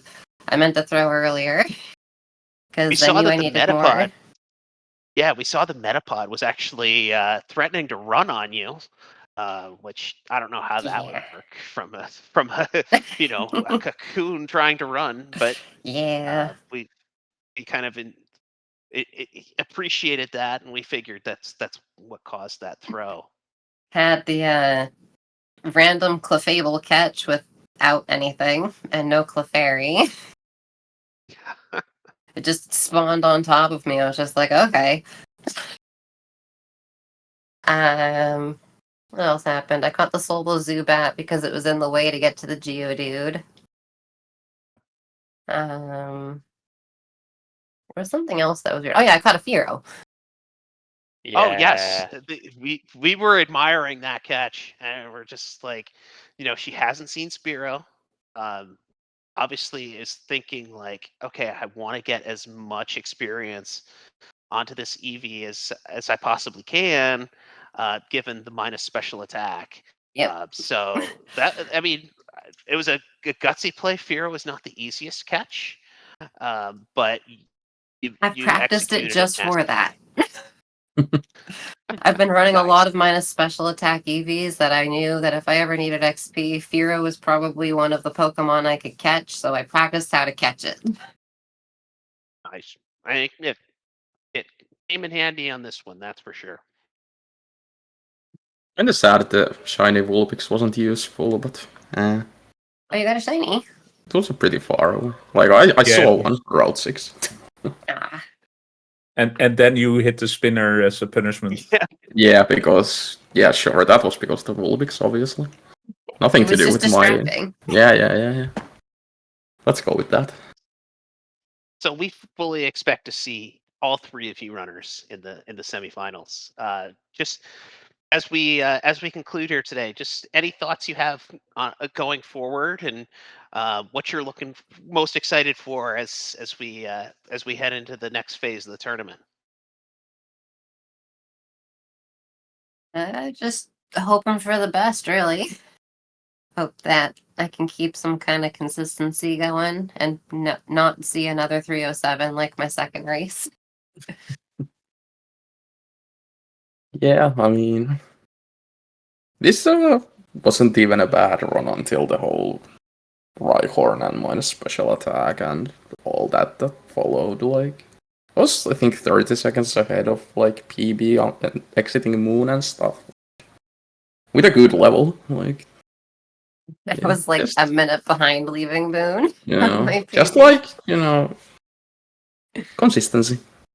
And like, not a shitty EV.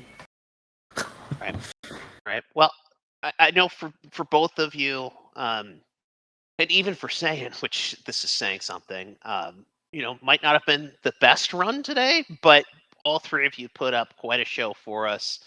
And we're excited to see what you guys do going forward. It's going to be a lot of fun to watch. So thanks to our runners, thanks to our tech staff. I guess we'll kind of wrap it here. After this race, we're going to take a week or so off in order for those going to SGDQ to be able to participate in that. So to those going to SGDQ, be safe, have fun, no SGD flus, please. T-Pat has a run, our very own T-Pat has a run coming up Sunday night at 7 o'clock Eastern time. So be there for that. It should be a lot of fun to watch him do that. But then we'll be back We'll be back not this coming week, but the week after. Yaxo, Jay Tattles, and Head Bob have a match. Kind of a midweek match. So hopefully you can show up there. We're still on a TBD schedule for Amber, Etiquette, and Fury, as well as Tucker, Randall, and Aspect. We'll keep you updated as we get information on finalizing those. I think Amber said their match will be probably that weekend following the July 9th match. So probably like the 13th, 14th, somewhere in there. And then once those matches are done, we'll have the wheel will come back for semifinals. So excited to see our semifinal wheels and where those matchups end up landing. Anything else, anybody?